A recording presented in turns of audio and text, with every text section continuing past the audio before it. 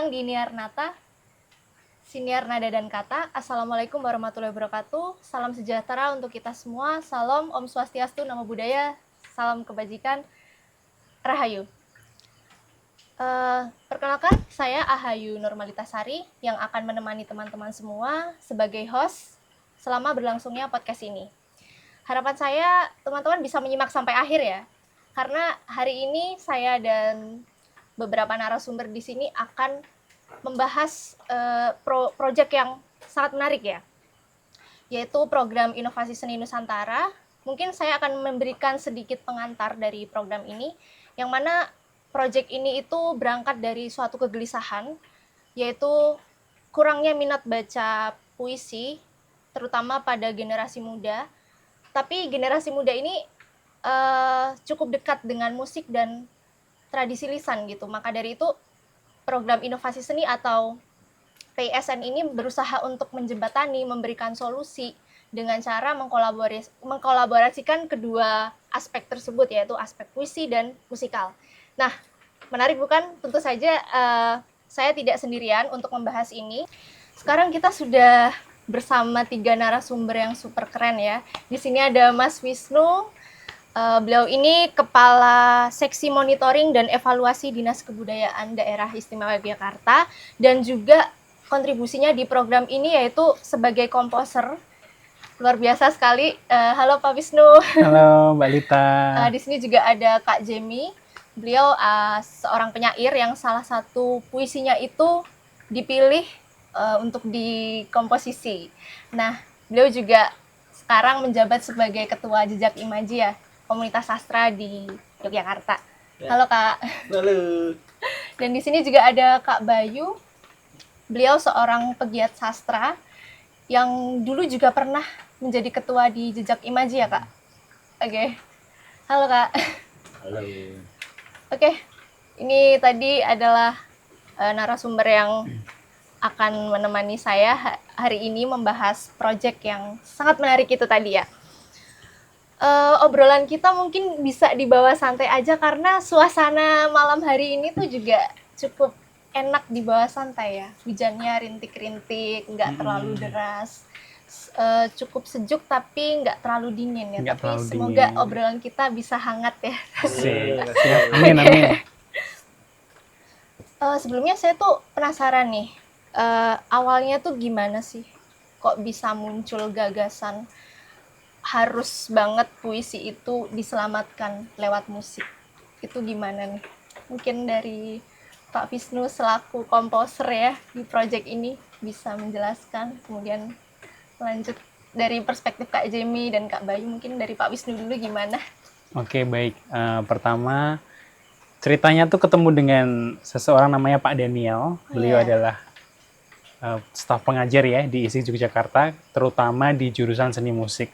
Beliau kemudian ada peluang untuk menemukan inovasi bagaimana caranya mempunyai dampak baik terhadap perkembangan masyarakat, terutama di bidang sastra. Nah, beliau melakukan riset kecil dan menemukan bahwa ternyata ada gap penting bahwa angka literasi kita tuh nggak terlalu bagus ya di Indonesia secara umum kita tahu, terutama bahwa literasi di puisi karya-karya sastra. Nah, kemudian beliau juga menemukan bahwa ternyata anak-anak muda itu mempunyai daya tarik terhadap musik. Jadi di satu sisi musik punya kekuatan daya tarik, di satu sisi sastra membutuhkan bantuan untuk di-up lagi di tengah audiens. Akhirnya sepertinya Pak Daniel ingin mendekatkan musik dan puisi, meskipun itu sudah banyak dilakukan di berbagai komunitas, di berbagai aktivitas, tapi ingin mencoba pendekatan yang baru dan ingin mencoba secara langsung bagaimana kalau sebenarnya musik dan sastra ini semakin lebih dekat lagi. Sehingga puisi mendapatkan keuntungan dari musik dan musik mendapatkan keuntungan stimulus ekspresi dari sastra. Saya pikir hal itu yang cukup menggugah kenapa akhirnya kita bisa bekerja sama ya dari teman-teman pegiat seni musik ini dan pegiat sastra ini untuk berkolaborasi dan bersinergi untuk memunculkan sebuah kreativitas yang baru. Oke. Mungkin dari Kak Jemi atau Kak Bayu ada tambahan? Baik, terima kasih ya Mbak Lita ya. Yeah. Kalau kami di sastra itu semacam ada jokes ya atau guyonan gitu di skena sastra ya, kita anggap saja skena sastra. Jadi di sastra itu kan ada bermacam produk ya. Ada genre. Nah, genre itu ada prosa dan puisi gitu ya. Puisi ya puisi, kemudian di prosa itu ada cerita pendek, novel, dan konon naskah drama dimasukin di genre itu juga. Ada yang versi lain dibilang terpisah begitu ya. Nah, dari jenis itu tadi, produk-produk sastra tadi, ada anggapan, dan memang benar ya, ada anggapan bahwa puisi itu paling susah dijual, paling susah laku, paling susah menerima audiens begitu ya. Nah, yang dari 3 jenis tadi yang banyak pembelinya atau pembacanya itu dari novel ataupun cerita pendek ya gitu. Karena mungkin lebih menghibur ya, secara medium kan mereka bertutur ya, bercerita gitu. Sedangkan puisi dia kan kalimat yang singkat, pendek, dengan susupan metafora, konten-konten yang perlu pemahaman berlebih ya. Nah, mungkin itu memberikan jarak kepada pembaca gitu untuk menikmati puisi gitu kan. Seringnya kalau menurut Aan Mansur ya, salah satu sekarang penyair terkenal dan oke di Indonesia, Aan Mansur tuh bilang bahwa problem utama di puisi itu adalah seringnya para penulis puisi itu membuat puisi untuk kalangan penikmat sastra saja gitu, tidak masyarakat umum, sehingga menciptakanlah hal tadi itu, kebejarakan dengan masyarakat umum gitu ya. Nah, Aan Mansur salah satu tujuannya dia menulis puisi adalah menulis puisi untuk masyarakat umum gitu ya, sehingga bisa dinikmati lebih luas begitu ya. Kalau selama ini kan puisi sangat ya hanya orang-orang sastra ya yang tahu gitu. Nah, itu bisa jadi problem dari sastra sendiri pun sudah ada problem sendiri gitu ya di konten puisinya. Nah, memang perlu medium-medium lain untuk membantu. Salah satu yang memberikan dampak yang besar ya, bahkan sampai hari ini sebenarnya ada film Ada Apa Dengan Cinta, ADC, yang aktor itu Rangga dan siapa? Dian Sastrowardo ya. Walaupun di situ puisi itu hanya menjadi latar belakang kecil ya, bukan konten utama ya. Kebetulan aktornya si Rangga suka baca.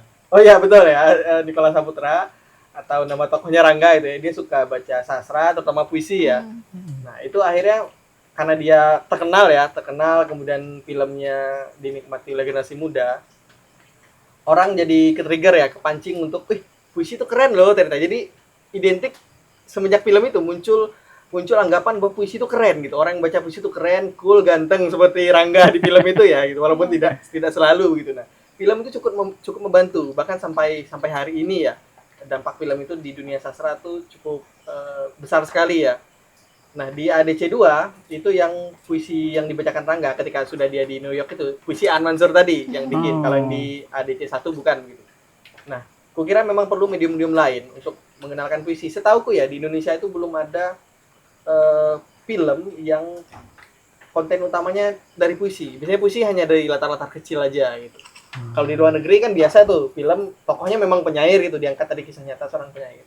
Nah, aku kira dengan adanya musik harapannya bisa seperti kasus film tadi ya, musik bisa mengangkat puisi, kemudian seperti yang dibilang oleh Mas Wisnu tadi bahwa musik juga bisa meminjam ekspresi dari sastra atau puisi. Gitu dulu. Oke. Mungkin dari Kak Bayu atau kita lanjut dulu? Boleh kalau mau lanjut dulu. Oke. Oke, berarti ini sebagai langkah awal ya untuk lewat medium musik ini ya. Nah, kalau gitu aku penasaran nih, dari Mas Wisnu kan sebagai komposer ya. Itu gimana sih menerjemahkan kegelisahan itu ke bentuk musik itu, gimana prosesnya? Pertama kali itu gimana rasanya gitu?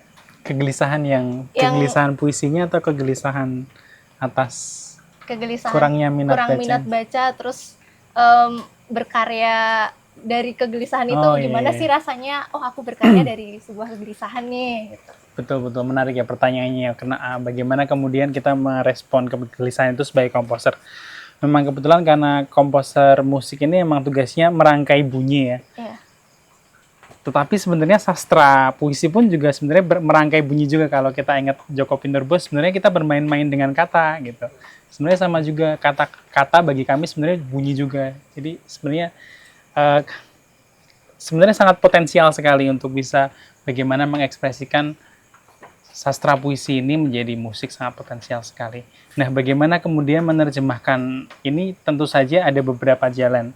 Jalan yang pertama adalah memastikan bahwa sastra tadi seperti dibilang Mas Jamie ya, sastra ini kadang-kadang, sastra puisi ini membuat antara audiens sama puisinya tuh berjarak.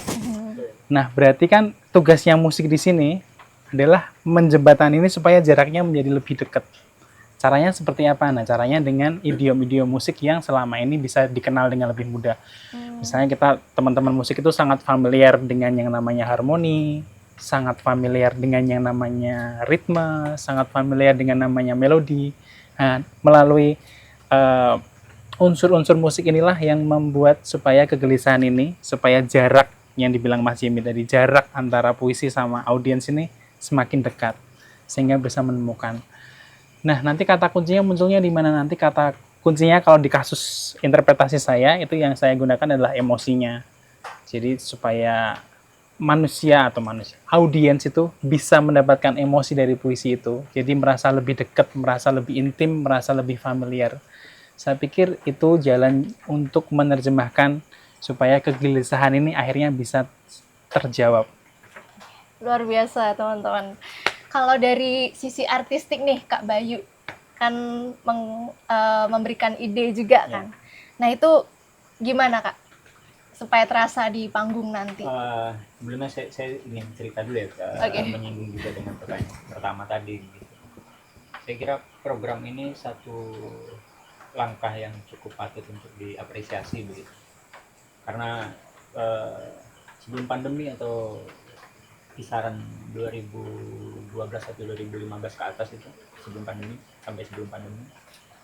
beberapa orang itu masih memperdebatkan musikalisasi puisi, musik puisi, lagu puisi, itu masih dalam tahap obrolan yang semacam itu. Dan kemudian bentuk atau produk yang muncul itu tidak banyak. Beberapa yang cukup berpengaruh diantaranya Ari Reda misalkan. Kita mengenal Ari Reda begitu, bukan hanya dari kalangan sastra yang mengenal Ari Reda gitu. Kalangan umum juga mengenal Ari Reda, mengetahui lagu-lagunya. Yang sebagian orang mungkin tidak tahu bahwa lagu-lagu itu berasal dari beberapa puisi penyair Indonesia. Yang paling terkenal kan beberapa puisinya Gunawan Muhammad ya. GM.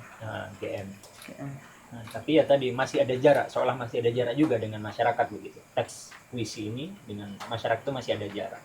Jadi orang lebih mengenalnya jadi sebagai lagu daripada dia sebagai puisi bentuk ini. Ini kalau di Jogja itu yang cukup militan itu Pak Untung Basuki ya. Untung Basuki itu sejak awal saya di Jogja 2014 sudah mendengar nama beliau begitu, dan sampai sekarang saya kira juga masih memproduksi karya-karya konsisten sekali begitu. Dan tidak banyak orang yang punya energi canggih itu ya untuk bertahan dalam satu lokus pengkaryaan begitu. Dan saya kira itu juga yang perlu kita jadikan bukan patokan barangkali, yang bisa kita jadikan referensi juga begitu. Kemudian kalau dari praktisi lainnya yang juga terlibat dalam penulisan, bukan teori ya, mungkin pandangan terhadap musikalisasi puisi itu Pak Andi Salat. Ya, beliau cukup intens juga menyoroti soal musikalisasi puisi begitu. Dan saya pernah tergabung di studio pertunjukan sastra di Taman Budaya, markasnya gitu ya. Bukan programnya Taman Budaya, tapi memang program studio pertunjukan sastra. Tiap tahun itu memang ada 2 program yang kaitannya dengan puisi yang kemudian diolah menjadi produk karya yang lain gitu, yang baru selain teks gitu. Ada pagelaran musikalisasi puisi, kalau nggak salah di bulan Oktober atau November, kemudian pesta puisi akhir tahun itu tiap akhir Desember. Nah, kalau pagelaran musikalisasi puisi itu kami mengundang beberapa kelompok atau kolektif gitu dari berbagai disiplin kesenian untuk merespon teks gitu. Ya kurang lebih hampir sama dengan yang program yang dilaksanakan ini. Gitu.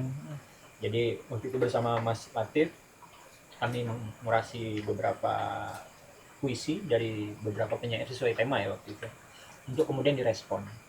Ada, saya lupa nama kelompoknya kalau nggak salah, masih genre ketoprak waktu itu untuk merespon. Ada Mas Ari Wulu dan almarhum Mas Ari Wulu. Cindil Gunawan Cindil. Marianto. Itu merespon menjadi bentuk wayang orang lah gitu kalau nggak salah. Kemudian ada Mila Rosinta yang Mila kemudian Rosinta. bentuknya jadi Tari tari kontemporer gitu ya. Ada paduan suara UNI atau UMI waktu itu juga merespon. Itu semua dari teks puisi gitu.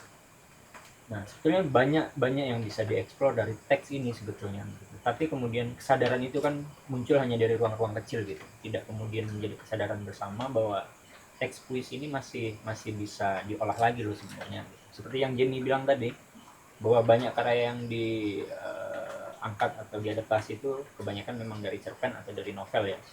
Kalau novel ya Tenggelamnya Kapal Van der Wijk, Bumi Manusia itu kan kita banyak. Atau cerpen seperti seperti Dendam Rindu Harus Dibayar Tuntas gitu ya. Saya kalau puisi memang jarang gitu. Belakangan saya baca kalau nggak salah film soal Hairil yang bakal akan diangkat juga, entah puisinya atau Hairilnya ya. Nah, memang dari apa yang banyak diproduksi di masa-masa lampau sebelumnya gitu. Memang bentuk artistik di sana tentu bermacam-macam ya, karena kaitannya dengan tiap disiplin sudah punya bayangan artistiknya masing-masing begitu. Tapi kami selaku penyelenggara waktu itu, khususnya Studio Pertunjukan Sastra yang bekerja sama dengan Taman Budaya Yogyakarta, memang memberi satu kata kunci yaitu teks puisi ini untuk kemudian menjadi bentuk masing-masing disiplin kesenian. Tetapi kalau biasanya mereka kan berangkat dari gagasan ya, atau teks naskah kalau wayang, kalau paduan suara mungkin ya dari lagu yang sudah ada gitu, kalau dance ya dari konsep begitu, pantomim misalkan yaitu dari teks atau dari konsep juga gitu. Tapi ini dari teks puisi gitu, yang dimana kebanyakan orang akan sulit meresponnya gitu. Jadi semacam ada pemaknaan ganda gitu, dari teks ke konsep, dari konsep ke bentuknya nih gitu. Nah itu yang banyak teman-teman kolektif lakukan untuk merespon teks puisi gitu. Artinya saya kira cukup umum ya, dalam arti ya menyesuaikan dengan tema atau konsep yang digarap masing-masing kelompok atau masing-masing dalam konteks ini kan ada beberapa repertoar gitu ya. Nah, sesuai dengan lagunya atau sesuai dengan instrumennya, sesuai dengan repertoar masing-masing begitu. Nah, tapi tinggal bagaimana kemudian membalut ini jadi satu pertunjukan yang utuh gitu. Supaya ya dramatiknya dapat gitu. Kita tidak hanya menikmati audio gitu, tapi nuansa, feel, kemudian emosi itu juga hadir di panggung gitu.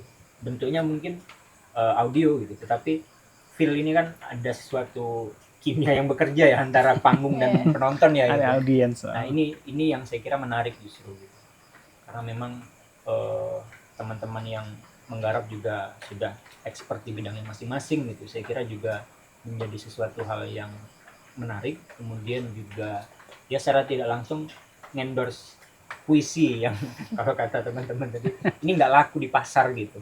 Kalau musik kita tiap hari nggak bisa lepas dari musik, tapi setahun sekali kita nggak baca puisi aja nggak masalah sebenarnya gitu. Tapi kalau musik kan kita nggak bisa nih gitu, setiap hari setidaknya satu lagu deh kita dengerin gitu.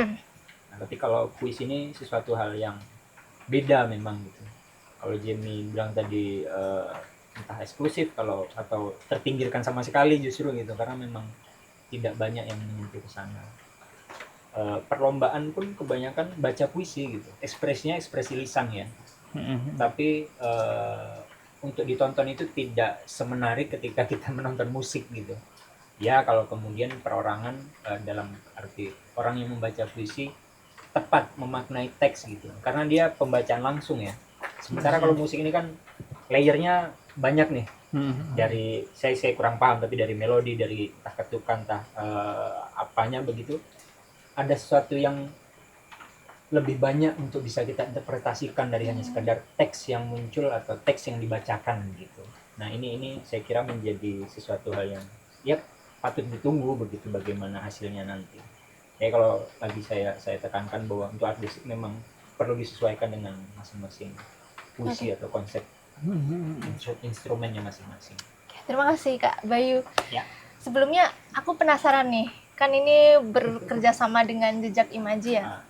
Kita bahas dulu lah, Jejak Imaji itu awalnya tuh gimana terbentuk, Ngapain terus ada gitu ya. iya, terus gimana perjalanannya Kak Jemi sama Kak Bayu itu bisa tergabung di dalam situ. Dan sekarang jadi ketua, dulu Kak Bayu juga. Itu gimana ceritanya? Saya dulu. Ya boleh. Oke. Baik. DJ Imaji ya, kalau secara aklamasi, kemudian apa ya, legal formal ya, dianggap berdirinya itu 1 April 2014. Di tahun 2024 kemarin kami merayakan 1 dekade 10 tahun DJ Imaji. Tapi sebenarnya di sebelum 2014 itu sudah melakukan kegiatan gitu, para pendirinya gitu ya, setahun apa 2 tahun sebelum itu gitu ya. Cuma karena kurangnya pencatatan. Nah, kemudian kalau nggak salah penanda di 2014 itu karya yang pertama kali dimuat deh gitu. Salah satu temen yang pertama kali dimuat puisinya di salah satu koran. Nah, pada mulanya Jejak Imaji itu muncul atas keresahan beberapa mahasiswa, khususnya waktu itu ya mahasiswa Universitas Ahmad Dahlan gitu, karena merasa kampus terbatas nih ruang-ruang untuk berekspresi, kemudian untuk belajar gitu ya. Karena kita tahu sendiri ya tugas dosen ya hanya formal aja ya di kampus ya, walaupun ada yang berkegiatan di luar itu kan sedikit dan jarang. Nah, karena haus akan rasa belajar tadi, beberapa teman-teman yang merasa terbatas di ruangnya, kemudian membentuklah Jejak Imaji. Pada mulanya Jejak Imaji memang banyak anak-anak UAD, khususnya Prodi Pendidikan Bahasa dan Sastra Indonesia, gitu ya. Nah, tapi dengan berjalannya waktu, Jejak Imaji nggak terikat dengan kampus sebenarnya. Dari semenjak dia berdiri, semenjak gagasan, dia tidak terikat dengan kampus. Dia adalah organisasi massa, gitu, publik begitu. Makanya sekarang Jejak Imaji itu hampir menampung semua kampus yang ada di Yogyakarta gitu, UGM ada, UNY, Amikom bahkan. Nah, tahun ini pun juga menarik ya, ada beberapa anak yang masih SMA bergabung dengan Jejak Imaji. Sebelum-sebelumnya nggak pernah nih, sebelum-sebelumnya nggak pernah. Baru tahun ini ya ada yang bergabung dari SMA di Sewon, di salah satu SMA di Sewon. Nah, ini artinya kan ada pertumbuhan dan kemajuan ya terhadap minat sastra ya. Kalau kita melihat dari jenjang pendidikan tadi ya, dulu kan hanya anak-anak mahasiswa kuliah begitu ya. Sekarang sudah menjangkau ke anak-anak SMA. Berarti kan makin muda nih generasi yang tertarik dengan sastra. Ya syukur-syukur di kemudian hari bisa anak SMP atau SD ya. Nah, sekarang kami juga sudah membimbing anak SD juga sebenarnya, yang dibimbing oleh Mas Bayu untuk baca puisi ya, karena Mas Bayu ini latar belakangnya teater gitu. Warga sekitar sini gitu. Kami membimbing warga sekitar sini, anak-anak SD untuk belajar membaca puisi. Gitu. Nah, awalnya mulai dari situ sih Jejak Imaji, keresahan itu. Ini pun sudah sekre ketiga ya kalau nggak salah. Yang pertama itu di keempat. Pertama itu Keempat di ini ya keempat. Yang pertama itu di samping kampus UAD Jalan Pramuka. Itu kos-kosan sebenarnya awalnya Lawang Abang gitu. Nah, Jejak Imaji namanya awalnya Lawang Abang karena ditandai dengan nama kos gitu ya, Lawang Abang. Kemudian pindah ke Kota Gede. Nah, itu baru jadi Jejak Imaji. Nah, kemudian sebelum ini yang ketiga sempat di satu dusun tapi beda RT ya. Situ di Kepuh Wetan. Nah, sekarang di Kepuh Kulon yang keempat sekiranya. Sekarang udah permanen gitu. Nah, itu sih kurang lebih singkatnya ya Jejak Imaji jalannya semacam itu. Memang awalnya dia dibentuk oleh ruh pertamanya puisi sebenarnya. Jejak Imaji itu orang-orang yang belajar puisi. Nah, dengan seiringnya waktu kemudian ada yang nulis cerita pendek, kemudian nulis skenario begitu. Kemudian bermusik. Nah, Jejak Imaji kan ada beberapa lini nih, salah satunya musik kan. Jejak Imaji juga sudah memproduksi banyak musikalis puisi. Nah, itu awalnya adalah beberapa teman-teman yang bergabung, mereka ikut diskusi tapi tidak ikut menulis. Panggilan jiwanya bukan menulis sastra ya, panggilannya jiwanya. Kebetulan, nah mereka-mereka ini yang senang sastra tapi tidak ikut menulis, nah, mereka punya keahlian lain ternyata bermusik. Nah, dibentuklah salah satu lini itu ya, Jejak Musik begitu untuk mewadahi teman-teman nih berekspresi. Dan pas kan itu ya, saling respon gitu ya. Ada temennya yang nulis puisi tapi nggak bisa bermusik. Satunya ada temennya yang suka puisi atau sastra tapi dia tidak menulis gitu. Nah, dia akan respon karya temennya itu. Saling topang menopang di sana itu. Bahkan sekarang udah ke ranah film begitu ya, film-film pendek yang kami kerjakan. Semacam itu ya kalau singkatnya. Nanti mungkin bisa ditambah Mas Bayu, ketua Jejak Imaji sebelumnya ya. Iya, saya ingin menambahkan. Pertama, jadi ketua Jejak Imaji itu bukan sesuatu yang istimewa ya, biasa aja gitu. Karena memang orangnya nggak ada. Gitu. Nggak bisa jadi presiden. Iya, nggak bisa jadi. Tidak menjamin apapun. Ya, karena memang waktu ketua itu kemudian kehadirannya sebetulnya hanya secara struktur aja gitu. Ya. Karena memang butuh satu orang yang Ya kalau butuh jadwal diskusi digeser atau butuh informasi soal kapan kita harus kumpul, ya kebutuhannya untuk itu awalnya gitu. Karena memang tadi seperti yang dijelaskan Jamie bahwa kami berawal dari kos-kosan gitu Lawang Abang, kemudian berpindah ke kota gede, itu awalnya masih dikontrakan salah satu pionirnya juga namanya Iqbal Hasaputra.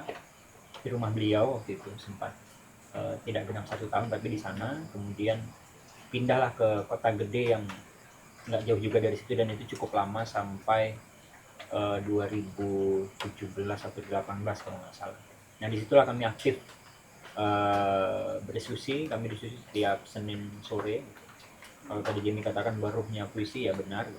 Tapi kemudian untuk menjaga bagaimana komunitas literasi atau sastra ini bertahan itu justru ruhnya ada pada diskusi mingguan. Di hari Senin sore kami diskusi tiap hari Senin. Mau ada badai apa harus dilaksanakan begitu, karena memang ya setidaknya bagi kami itu ibadah wajibnya di hari Senin itu. Sekalipun teman-teman ya di luar hari Senin tetap kumpul begitu untuk diskusi, untuk latihan musik dan lain-lain. Dan di Kota Gede justru kami sempat ya karena kehadiran orang dari luar itu cukup intens ya datang untuk diskusi gitu. Kami bikin warung kopi. Karena memang peluang bisnis ya gitu, sekalipun bukan orang bisnis begitu, tetapi setidaknya ada pemasukan lah untuk setidaknya untuk bayar listrik atau untuk waktu itu kami masih sering untuk diskusi ngeprint, jadi belum ada HP waktu itu, tapi sebenarnya belum terbiasa untuk menggunakan HP sebagai media untuk baca gitu ya. Ya memang tiap minggu kami harus ngeprint seberapa jumlah orang yang hadir pada saat itu. Nah dari situ kami sempat kehilangan base camp gitu karena kontrakan itu oleh pemiliknya akan dijual. 2018 itu kami berpindah-pindah. Jadi buku yang ada di sini itu masih dititipin ke kos teman-teman. Masih terpencar-pencar lah. Sama alat musiknya, sama macam-macamnya, perkakas-perkakasnya. Akhirnya alhamdulillah pandemi masih ada teman-teman yang bertahan di Jogja begitu, dan juga harus memilih untuk berpindah kos karena biaya dan lain-lain, dan keputusan bersama akhirnya kontrak di tempat yang baru, Kepuh Wetan. Di situ setahun kami, kemudian alhamdulillah ada tempat ini gitu yang disediakan oleh Mas Suliman atau Cak Sule Subaweh. Jadi ini milik beliau dan kami diserahi untuk mengurusi untuk ya melanjutkan inilah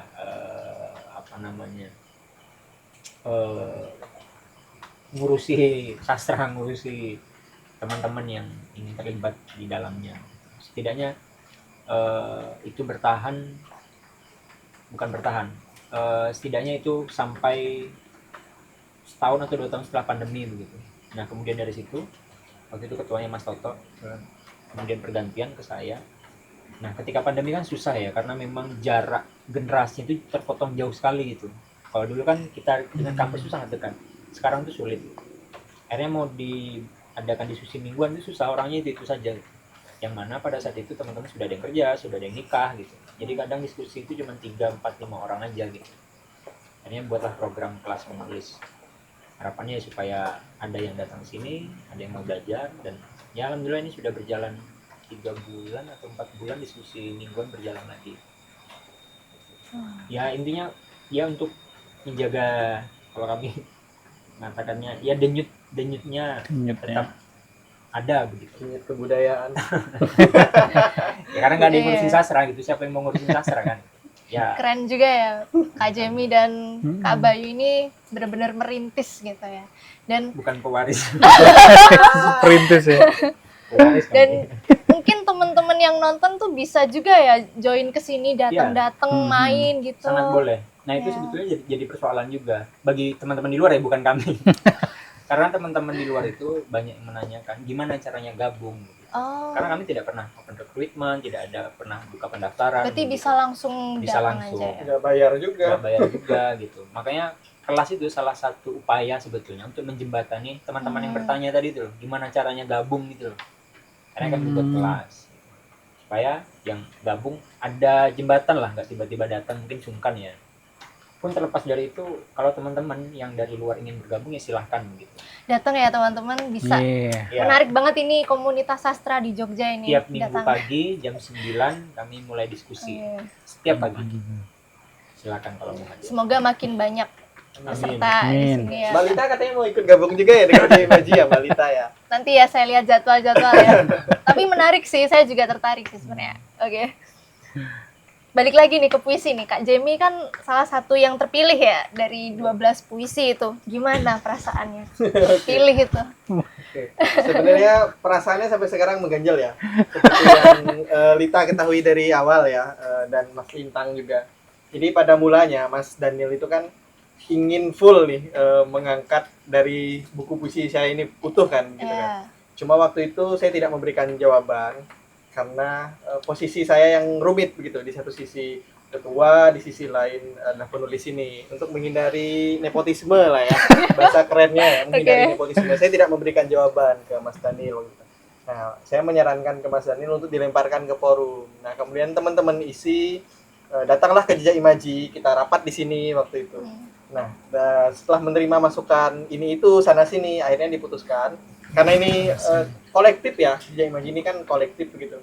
Jadi akhirnya diputuskan tidak hanya dari karya satu orang begitu, tapi dari bermacam-macam begitu ya. Nah, dari rapat itu tadi teman-teman isi dan teman-teman Jejak Imaji sepakat untuk menunjuk saya sebagai kurator ya, untuk memilih puisi-puisinya begitu. Di situ juga ada keganjalan lagi ya, karena di awal Mas Daniel dan teman-teman isi ingin full merespon puisi dari karya saya. Nah, kemudian setelah kurasi, saya juga memasukkan 2 judul saya, tapi tetap ganjel itu ya, rasanya aneh gitu kan. Tapi mau gimana lagi gitu kan, itu harus dimasukkan kan, karena mereka ingin, awalnya kan begitu ya, gagasan utamanya, pertamanya begitu.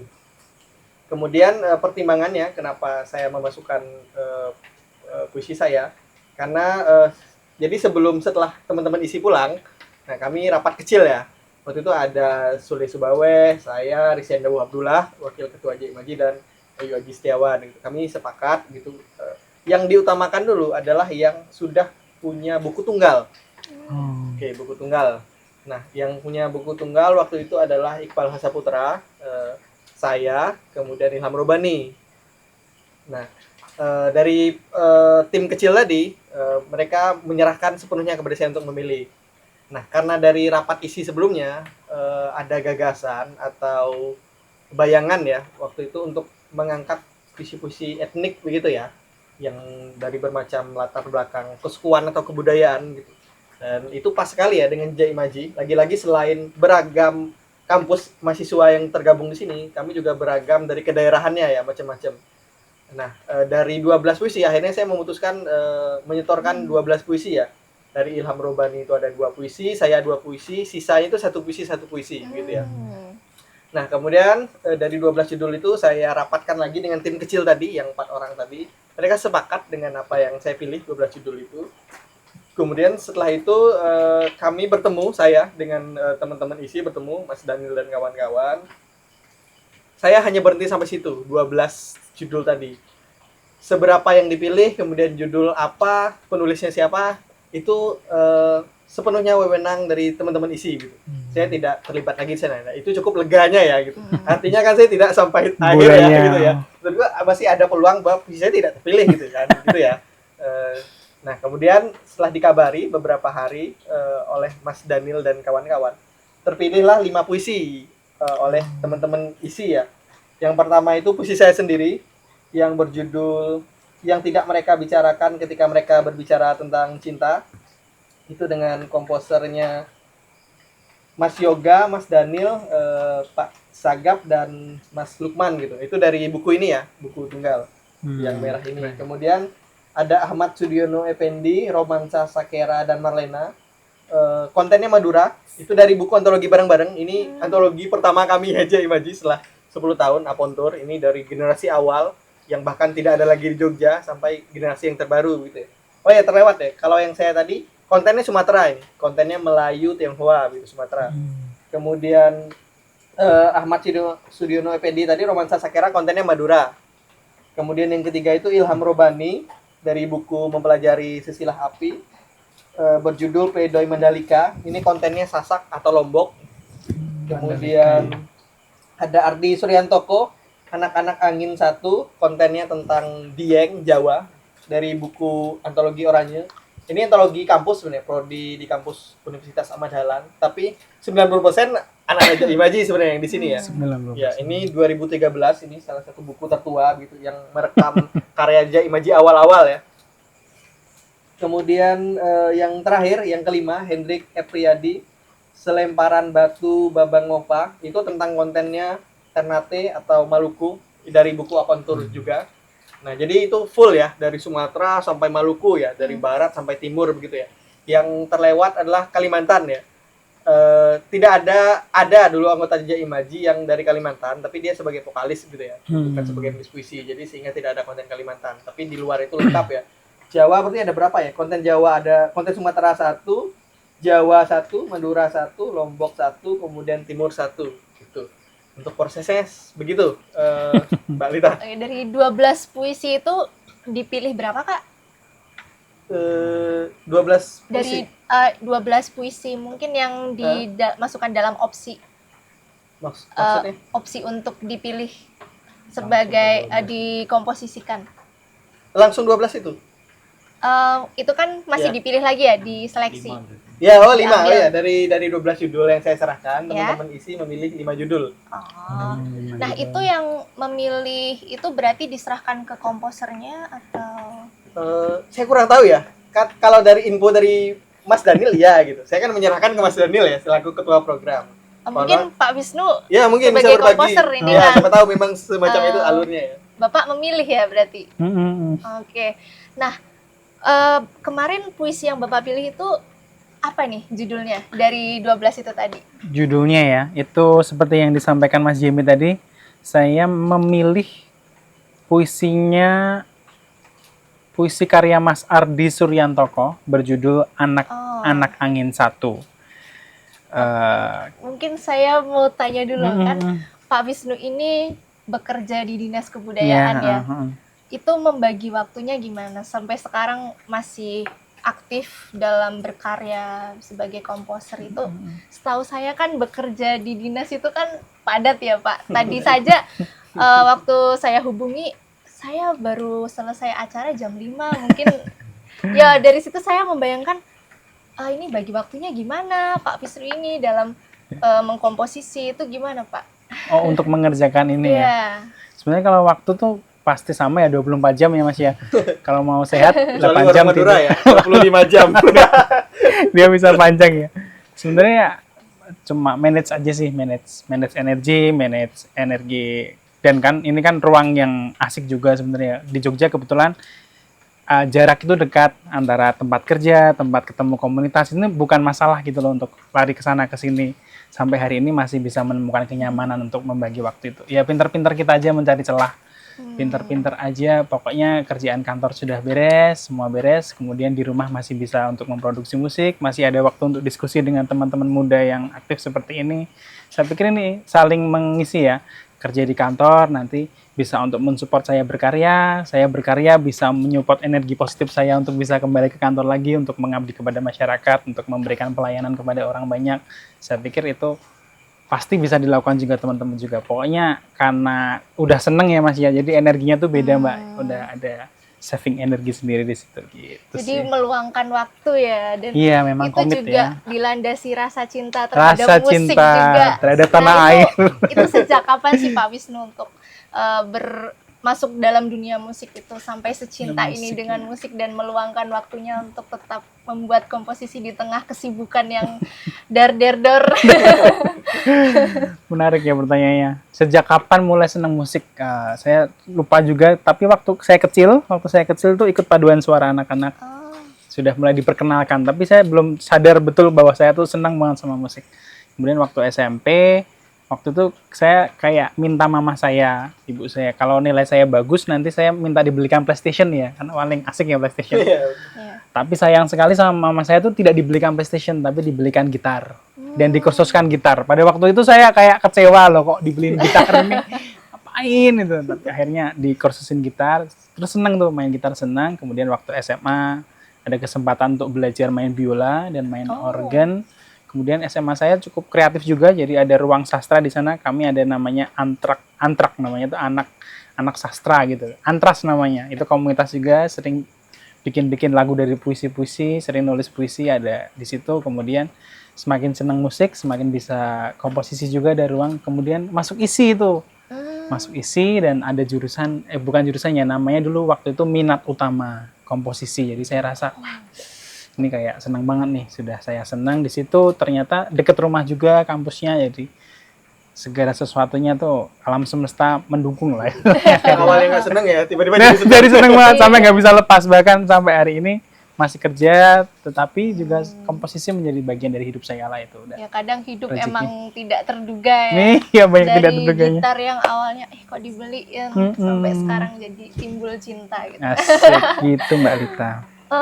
Mungkin aku juga penasaran ini ke Kak Bayu yang pernah jadi ketua Jejak Imaji dan sekarang juga masih mendampingi teman-teman. Itu mendampingi puisi kah atau apa, kan ini komunitas sastra ya? Tentunya ada berbagai jenis sastra mungkin. Ya saya di Jejak Imaji memang niatnya mau belajar nulis puisi gitu, tapi nggak hatam-hatam gitu, secepat Jamie gitu, karena prosesnya berbeda gitu.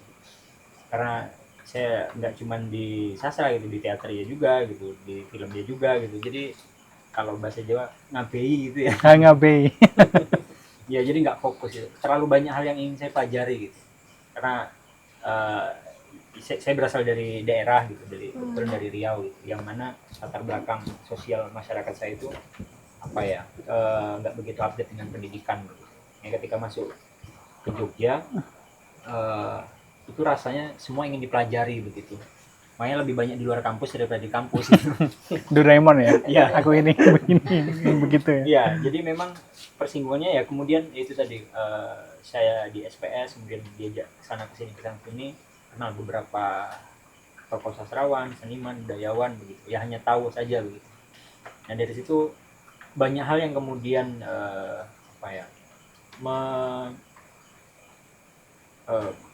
menarik saya untuk masuk ke berbagai disiplin begitu, ingin belajar ini belajar itu gitu.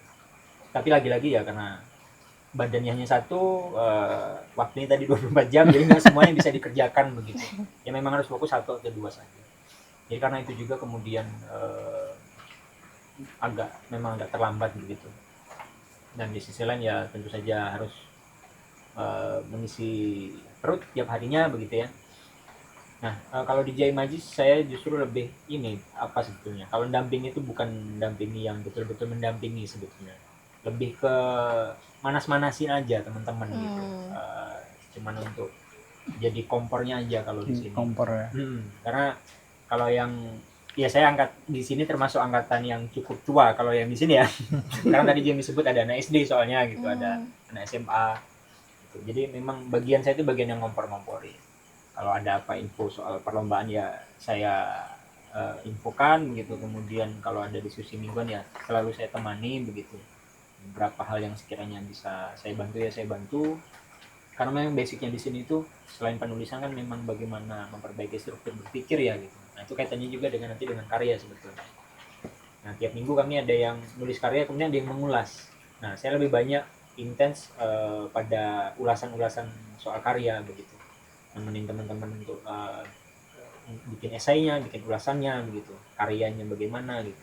Nah ini satu karya kan bahasanya sangat memungkinkan untuk dibahas dari berbagai sudut pandang kan.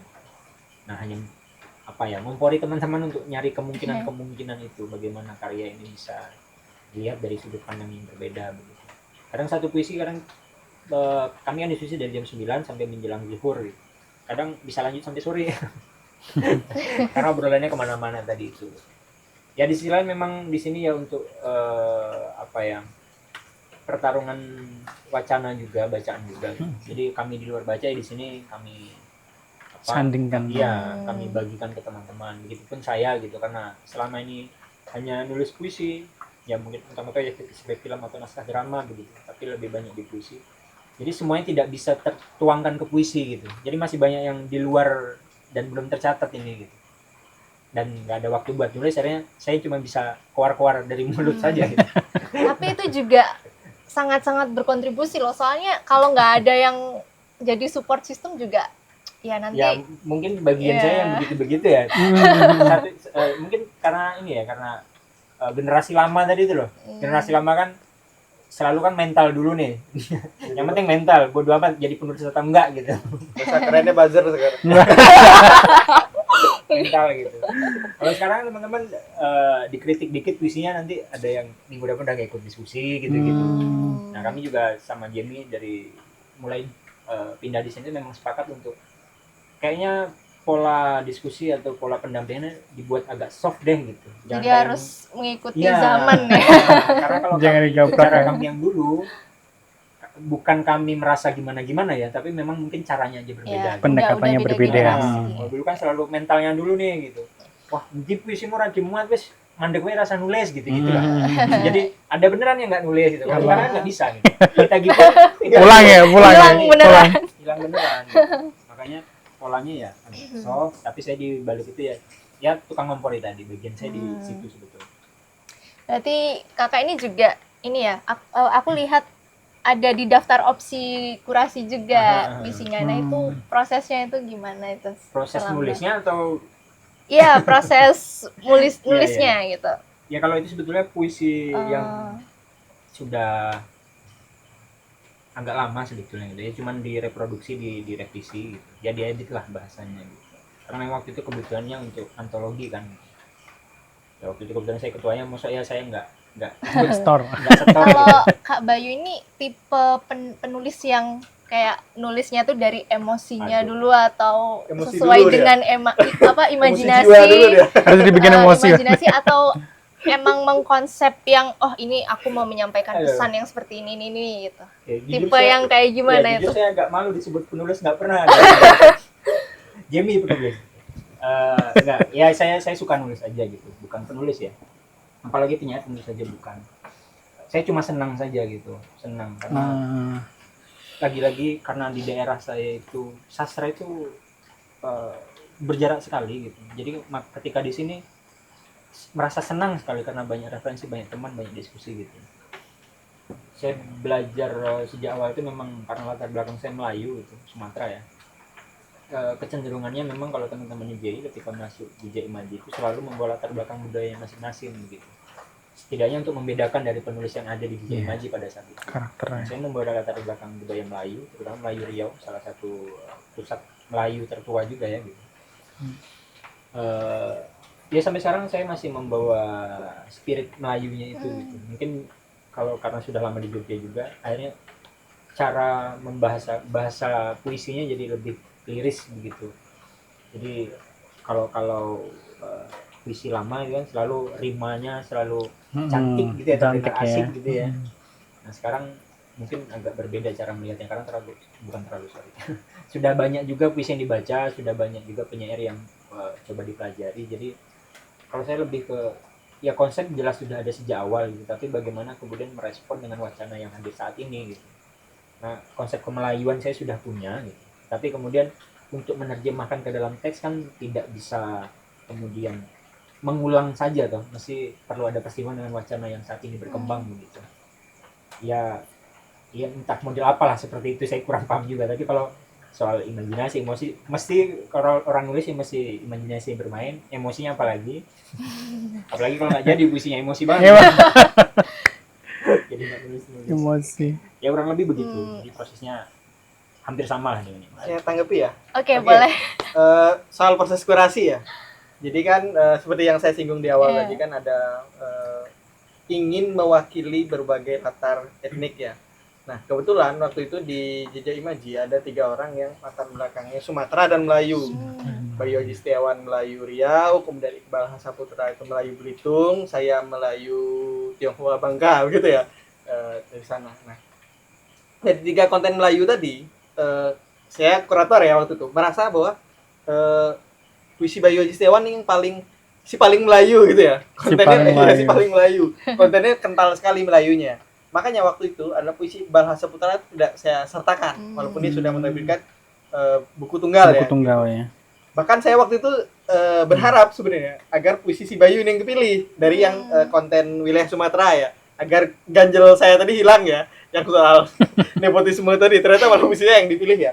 Nah, nggak tahu juga apa pertimbangannya, mungkin karena faktor karena puisi saya merekam dua sisi ya, Melayu Tionghoa, mungkin itu bisa jadi pertimbangan juga, mungkin lebih kaya ya dari perspektif keberagaman mungkin ya yang dilihat teman-teman isi. Tapi kalau dari konten Melayu waktu itu di antara kami bertiga tadi, si puisi Bayu Aji Setiawan ini yang paling kental konten Melayunya. Apalagi kan Riau itu adalah pusatnya Melayu. Jadi bukan Malaysia sebenarnya pusat Melayu itu ya, di Riau. Orang-orang Malaysia adalah orang-orang Riau yang bermigrasi ke sana. Jadi ibu kotanya Melayu adalah Riau. Semacam itu. Pusat kebudayaan. Iya, pusat kebudayaan. Ya semoga di lain waktu ya bisa ya semoga dari acara ini berjalan lancar, kemudian menginspirasi Betul. supaya Atau Lita lebih- nanti mau merespon kan? Kita kan main musik-musik juga kan? Kalau dari Kak Bayu nih, ada nggak bayangan gitu kalau puisinya itu dibawa ke ranah musikal itu kira-kira gimana gitu? Gimana ya? Saya penikmat musik Melayu itu yang Melayu Piramli, kalau tahu itu Melayu Malaysia gitu. Dia kelompok komedi juga kayak Warkopnya Indonesia begitu. Tapi dia kalau kami lebih mengenangnya film Piramli. Ya. Nah, yang kami dengar ya musik-musik itu pada masa itu ya. Dan kami di Riau itu masa kecil kami lebih kental dengan musik Malaysia daripada musik-musik pop atau rock Indonesia gitu. Masa kecil ya. Sehingga yang saya bayangkan tuh orkestra Melayu. Karena puisi saya itu cenderung puisi yang panjang-panjang sekali gitu. Yang koran itu nggak mau nerima karena Ruangnya terbatas ya. Paling majalah gitu. Karena puisi saya cenderung puisi yang liris naratif dan cukup panjang gitu. Jadi saya kira dengan orkestra saya kira lebih masuk akal gitu untuk direspon. Ya tentu saja saya tidak paham musik meskipun punya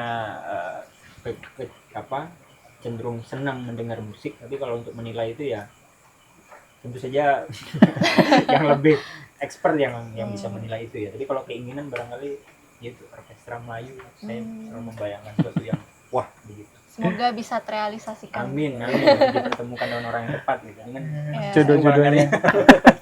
Kalau Mas Wisnu ini kan puisi yang dipilih tadi judulnya Anak-anak Angin Anak-anak ya, angin dari ya betul. Ardisur. Iya. Ardisur. Nah, mungkin bisa diceritakan sedikit kenapa kok puisi itu menarik perhatian dari Mas Wisnu bisa terpilih itu gimana? Baik, pada waktu itu kita mendapatkan kumpulan puisi yang sudah dikurasi 12 oleh judul. Mas Jimmy 12 judul, kemudian kita sebagai komposer diminta memilih waktu itu. Jadi dari tim panitia sudah menyerahkan kepada komposer masing-masing, ayo silahkan pilih. Jadi bolanya di kami ya, sudah bukan di kamu ya. Oh iya, betul. Sudah berkurang dosamu. Kita berbagi beban kemudian kita pilih. Waktu itu yang saya cari pertama, saya tidak melihat kontennya, saya melihat pendeknya.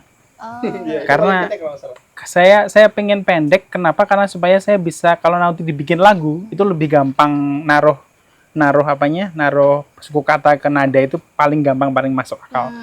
Satu, nomor dua, paling mudah untuk memilih hooknya yang mana. Kemudian judulnya Anak-anak Angin, dari pilihan 3 kata itu aja udah musikal banget. Anak-anak Iya. angin itu kayak a, kemudian in itu tuh kayak tripartnya tuh bunyinya sudah enak. Nanti kalau dibikin musik akan lebih gampang. Kemudian dari 3 itu dan pemilihannya tentu saja itu hanya salah satu aspek yang saya pertimbangkan ya. Kata orang sebenarnya kita itu 80% dari perasaan. Memilih itu 20% sisanya tuh melogis-logiskan. Kenapa saya milih ini? Ini termasuk jalan saya kenapa melogis-logiskan. Tapi ketika saya membaca pilihan puisinya saya merasa ini kayaknya menggetarkan saya untuk, jadi saya ada sesuatu yang kamu pilih ini, oke. Akhirnya saya uji di 3 hari kemudian. Waktu itu dari tim panitia mengupdate informasi. Mas, ini puisinya bukan dibikin jadi lagu loh, jadi bukan bikin song. Padahal saya memilih itu kan pertama akan saya bikin jadi song, jadi liriknya gitu loh.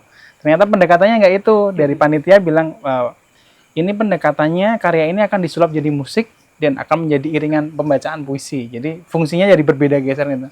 Kemudian wah kok repot nih. Dan ada konten Wonosobo Mas gitu. Di mana saya sendiri tidak familiar dengan Wonosobo sehingga saya waktu itu tawar-menawar negosiasi dengan Manutia. Saya boleh nggak dibebaskan dari ruang Wonosobo supaya musik saya bisa lebih bebas lagi meresponnya. Negosiasi akhirnya atau coba puisi yang lain Mas. Oke, saya coba puisi lain. Ditawarkan beberapa puisi lain juga dilempar. Tetapi saya merasa enggak deh, bukan ini deh, tetap harus balik lagi yang itu.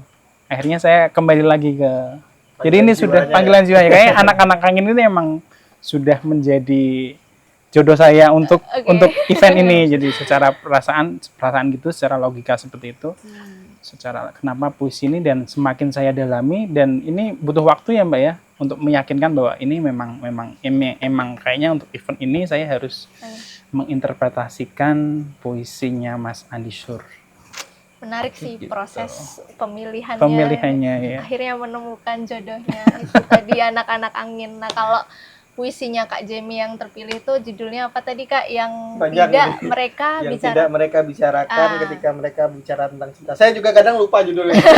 Males ini Panjang juga ya. Panjang Nah banget. itu Tinggal diputar. itu kalau dari Kak Jemi itu ada ini dari bait tertentu yang mungkin yang paling bermakna dan atau mungkin Wah, dalam asik. proses pembuatannya itu kata per katanya itu ada apa ya maknanya yang dalam gitu atau gimana itu? Ini salah satu puisi terpanjang saya ya, walaupun bukan yang terpanjang ya. Mungkin yang kedua atau yang ketiga yang terpanjang ya. Yang paling panjang itu Sultan Malaka kalau nggak salah 5 halaman. Nah ini di bawah itu. Ini saya tulis 2019 ya, waktu masih di Jejak Imaji Kota Gede. Ini ada berapa bagian dia ya? Dia ada dua bagian. Ini awal mulai dari riset sebenarnya. Ya. Ini kan kontennya Palembang ya. Latar belakang puisi ini adalah pernikahan dua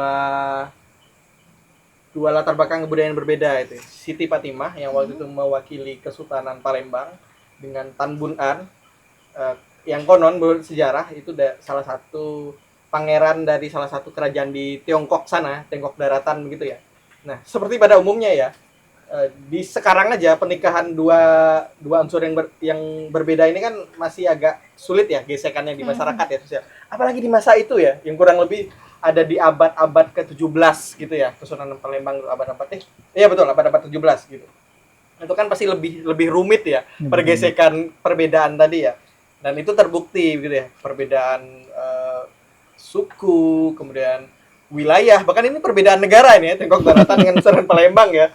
Perbedaan negara, perbedaan bangsa agama juga ya. dan macam-macam gitu ya. Itu sulit. Nah, kemudian cinta tadi ternyata jadi tragedi di satu momen. Nah, saya aslinya kan dari Bangka Belitung nih. Belum pernah ke Palembang. Nah, ketika lulus kuliah, saya diajak lah untuk tes di salah satu kampus besar di sana ya, yang ada di kota Palembang begitu oleh kakak saya gitu kan. Gagal tesnya, makanya kuliah ke Jogja kan, gagal tes di sana. Nah, untuk menghapus kesedihan gagal tes tadi, diajaklah oleh kakak saya untuk liburan sehari 2 hari ya sebelum pulang ke Pulau Bangka tadi ya.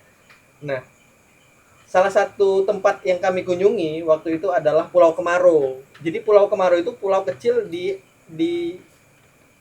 yang ada di tengah-tengah sungai, delta lah ya istilahnya ya. Kalau nggak salah ya dalam istilah geografi delta ya, pulau kecil banget pulaunya, hanya mungkin selapangan bola. Dan hanya ada satu bangunan di sana. Kelenteng apa ya namanya, saya agak lupa, jangan nggak salah ya nama Cina soalnya. Oh di sini nggak ada juga nama kelentengnya, tidak saya sebutkan. Cuma ada satu kelenteng di sana dan orang agak ribet sebenarnya ke sana ya, karena dari kota Palembang itu dia harus naik kapal kecil, getek kalau nggak salah istilahnya, sampan kecil kan. Dia sampan kecil itu, dan kita sampan motor ya, kita bayar dan itu cukup bahaya gitu karena jaraknya mungkin ada ya 2 apa 3 kilo. Maksudnya kalau itu tenggelam ya kan, ini kan tahu sendiri Sungai Musi kan sangat dalam dan luas kan gitu kan. Peluang untuk selamat kan kecil ya. Peluang untuk selamat kan? kecil. Itu ada pasti ribet kan orang untuk beribadah ke sana kan. Orang-orang Konghucu ke sana pasti ribet begitu. Nah, dari pengalaman tadi itu belum bikin puisi loh. Karena kan masih SMA itu belum bikin puisi. Yeah. Nah, kemudian ke Jogja gabung dengan Jejak Imaji. Nah, pengalaman empirik tadi ketika liburan ke Pulau Kemarau tadi, akhirnya muncul lagi. Oh iya, kayaknya saya bisa menuliskan soal itu. Oke, pengalaman patah hatinya kan di saya nih. Iya. Nah, tapi kan kalau cuma menuliskan patah hati pribadi kan ya jadi puisi-puisi receh aja kan, puisi-puisi menye-menye. Kemudian harus dikaitkan dengan konteks sejarah kan. Oke, kayaknya saya akan mengaitkan dengan konteks yang itu ya, di Pulau Kemarau tadi begitu ya. Dan itu juga dekat juga dengan latar belakang saya. Saya kan juga blasteran ya gitu, Melayu dan Tionghoa gitu ya. Jadi bisa nih saya menuliskan ini gitu. Sebenarnya risetnya tuh nggak terlalu rumit ya, karena sudah ada pengalaman empiris tadi. Risetnya itu lebih banyak riset pustaka, terutama dari versi sejarah ya. Karena kan sejarah zaman dulu ya, pasti banyak versi ya. Kalau nggak salah yang ini pun ada 2 atau 3 versi gitu. Nah, saya harus memilih kira-kira mana yang lebih masuk akal dari sejarah ini gitu. Dari 3 versi tadi, mana yang lebih masuk akal gitu. Secara kronologis waktu ya. Nah, akhirnya salah satu versi itu saya jadikan puisi begitu. Yang sering dikutip ya dulu ya, sekarang udah enggak ya, karena ini puisi lama ya, 2019 berarti berapa? 6 tahun yang lalu ya, sudah 6 tahun yang lalu. 9, 20. Ya, ini ada yang sering, bahkan udah pernah dijadiin temenku kaos waktu itu, quote-quote biasa kan di kaosnya untuk merchandise gitu ya. Ini quote yang bisa digunakan untuk gombal ya, teman-teman yang menonton. Aku mencintaimu di segala musim, di musim hujan yang tiba-tiba tak reda, di musim kemarau yang tiba-tiba panjang. Nah, itu untuk menggambarkan kesetiaan si Tan Bun An dan Siti Fatimah tadi gitu. Walaupun mereka tidak direstui, tapi mereka tetap melanjutkan cintanya gitu. Dan si Tan Bun An itu kan tenggelam nih dalam proses melamarnya tadi. Setelah dia ada di Tengkok Daratan, proses melamar tenggelam. Nah, konon di lokasi tenggelam itu muncul Pulau Kemarau tadi. Nah, itu oleh masyarakat setempat dianggap sebagai simbol cinta yang abadi. Cinta abadi. Saking luar biasanya lokasi tenggelamnya itu sampai jadi pulau gitu ya, jadi delta kecil. Keren. Gitu. Nah, itu yang kemudian saya serap gitu. Makanya kan di sini ada baris aku mencintaimu di segala musim gitu. Bahkan kalau kita tarik ke hari ini kan berarti kan sudah berabad-abad lalu kan. Berarti sudah 4 abad yang lalu ya. Dan masih sekarang orang masyarakat setempat masih mengenang urban legend itu ya. Urban legend. Iya, urban legend itu ya. Kisah-kisah itu, kisah-kisah cinta itu. Dan itu penting juga menjadi patokan bersama, apalagi kan Indonesia ya pada umumnya, khususnya di Palembang itu kan sangat beragam ya kita ya. Kita kan hari ini agak susah ya mengklaim pribumi itu agak susah ya. Kan kita tersusun dari bermacam-macam, misalnya Bayu Adi Setiawan dia tersusun dari Jawa dan Melayu gitu ya. Saya dari Melayu dan Tionghoa, dari bermacam-macam tadi. Tidak ada sesuatu entitas yang tunggal saya rasa ya di tubuh kebudayaan kita ya gitu. Nah, itu penting juga, kisah itu menjadi pengingat kok cinta itu nggak mengenal batas yang semacam tadi gitu. Cinta ya udah cinta aja gitu. Nah, itu spirit yang ingin saya bawa dalam puisi ini gitu. Harapannya ketika ini dibaca oleh orang lain ya oke, cinta kita gaskan aja gitu. Kita gaskan aja. Ini cocok ya untuk Oke, berarti iya, jejak Imajin itu mengajak Kak Jamie untuk meromantisasi perjalanan hidupnya ya dengan berpuisi ya. Ya, betul. Keren. Saya mau nanggapi Kak Jamie dong. Boleh. Menarik sekali diskusinya. Jadi waktu nulis ini ada perasaan patah hatinya pribadi, Betul. tapi dia mencoba untuk mencari endapan masa lalunya, pengetahuannya, pengalamannya waktu ke Palembang gitu ya. Betul. Jadi melalui puisi ini ada kayak banyak pertemuan ya, perjumpaan antara pribadinya Mas Jamie, ada kenangannya dititipkan di situ, tapi juga sejarah yang panjang itu dikaitkan. Ternyata apa yang dialami Mas Jamie sendiri itu juga dialami juga oleh orang-orang lain di masa lalu, sampai termaktub dalam sebuah pulau. Tak pikir itu suatu prasasti ya, prasasti dari ceritanya Mas Jamie secara personal, tapi sekaligus prasasti juga dari cinta universal yang bertahan di segala musim, di hujan yang tiba-tiba tidak reda dan musim kemarau yang tiba-tiba panjang. Keren banget. Quotable banget ya. Gitu sih, keren. Keren. Oke, kalau Kak Jamie dan Kak Bayu ini kan penulis puisi ya. Nah, itu aku pengen tahu nih, ada nggak sih yang unik dari puisi atau dari seorang penyair puisi? Mungkin orang-orang awam seperti saya dan mungkin yang nonton beberapa ya ada yang belum tahu ya. Mungkin bisa dikasih tahu, bisa nambah insight gitu ya. Apa sih yang unik gitu dari puisi atau mungkin dari seorang penyair itu dari penulisannya, gaya penulisan atau apa gitu. Bagi dulu. Bagi penyair senior. Bukan. Apa ya? Saya juga sampai sekarang masih mencari jawaban itu gitu. Kadang sulit untuk kemudian dibahasakan gitu. Kalau saya memilih tuh ya mungkin ya latar belakang budaya saya lebih dekat pada teks puisi gitu. Teks puisi. Ya, karena di Melayu kami sangat kental dengan Gurinam 12, dengan pantun. Gurinam pantun ya. Jadi meskipun ayah saya Jawa, ibu saya Melayu, tapi saya hidup di lingkungan yang cenderung kental dengan budaya Melayunya gitu. Jadi apa ya, mungkin itu yang melatar belakangi gitu kenapa kemudian memilihnya puisi begitu. Ya di sisi lain memang dulu ketika SMA, ketika mulai senang baca begitu, puisi itu berasa sesuatu yang aneh, tapi nggak semua orang bisa gitu. Kalau cerpen itu kami kan juga punya tradisi lisan yang banyak ya di Riau ya, atau tiap daerah juga punya gitu. Nah saya pikir kalau lisan ini kayaknya semua orang bisa deh, kayaknya waktu itu saya belum banyak pengetahuan soal sastra gitu, saya kira semua orang bisa gitu. Tapi kalau puisi ini sepertinya tidak sembarang orang begitu, mungkin karena aneh, mungkin karena juga penyair-penyair itu memang bersungguh-sungguh gitu, memberikan energinya, pikirannya, waktunya gitu, membaca bukunya gitu, penuh waktunya gitu untuk kemudian mempelajari bagaimana puisi ini bisa diciptakan gitu. Saya kira yang menarik ya pengalaman personal tiap-tiap penyair ketika berhadapan dengan puisi sih gitu. Karena tiap kita dengar cerita seorang penyair itu ceritanya seperti di film-film aja gitu, suatu hal yang nggak beneran terjadi deh gitu. Nah apalagi ketika saya di Jogja bertemu dengan penyair-penyair yang memang asli Jawa, bukan hanya Jogja ya gitu. Salah satu penyair yang sampai saat ini saya kagumi dan masih saya pertanyakan kenapa kemudian dia bisa menulis karya-karyanya itu Iman Budi Santosa begitu. Mas Iman Budi Santosa. Mbah Iman atau Romo Iman gitu teman-teman manggilnya. Iman Budi Santosa, beliau wafat kalau tidak salah 2021 ya. Ya 2021 ya kalau nggak salah. Ya pada saat itu saya masih di Sirka dan kami sedang dalam proyek menerbitkan bukunya yang terakhir ketika dia masih ada ya, seni menulis puisi. Nah anak saya agak rada merinding nih ceritanya karena memang masa-masa itu kan apa namanya jaga jarak gitu, kemudian nggak biasa, sudah tidak terbiasa bikin acara gitu, orang memang semua dibatasi. Beliau itu hampir beberapa kali dalam satu minggu itu ke kantor. Saya waktu tinggal di kantor namanya Penerbit Sirka, saya tinggal di sana dan hampir tiap beberapa hari dalam seminggu itu dia ke sana gitu.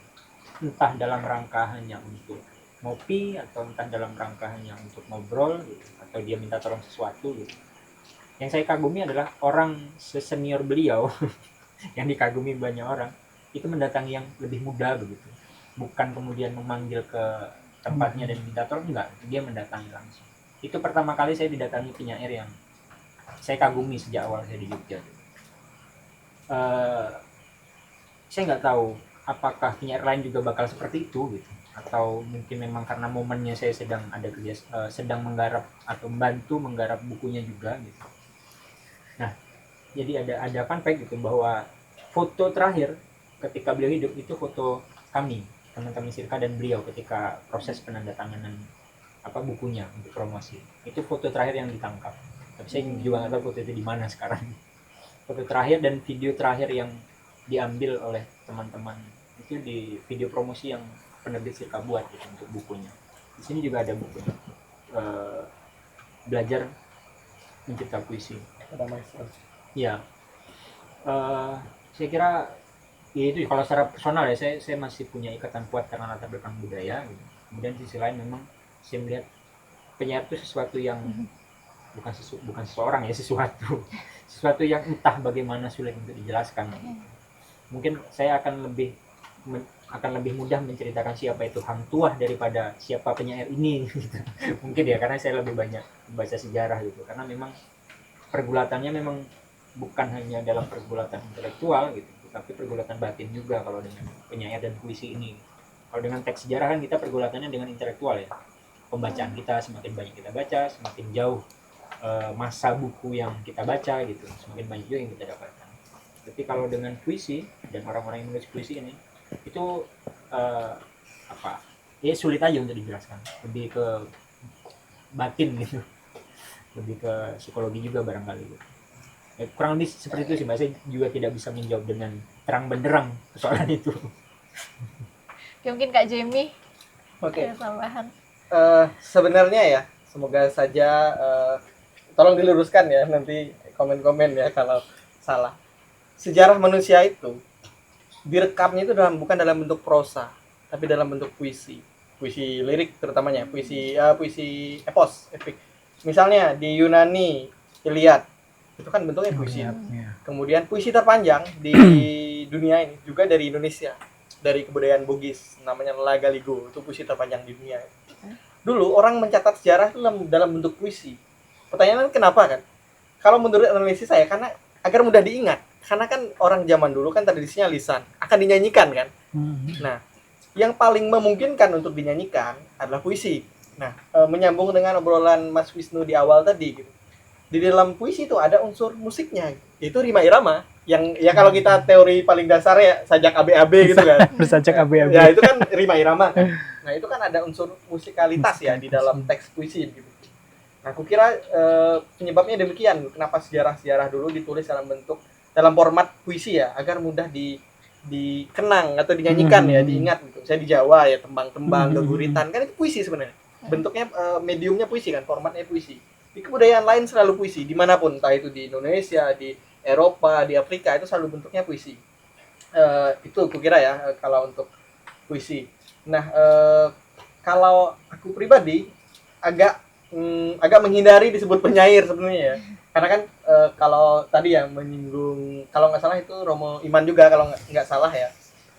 Beliau pernah ngomong kalau nggak salah, menulis puisi itu mudah, menjadi penyair itu susah.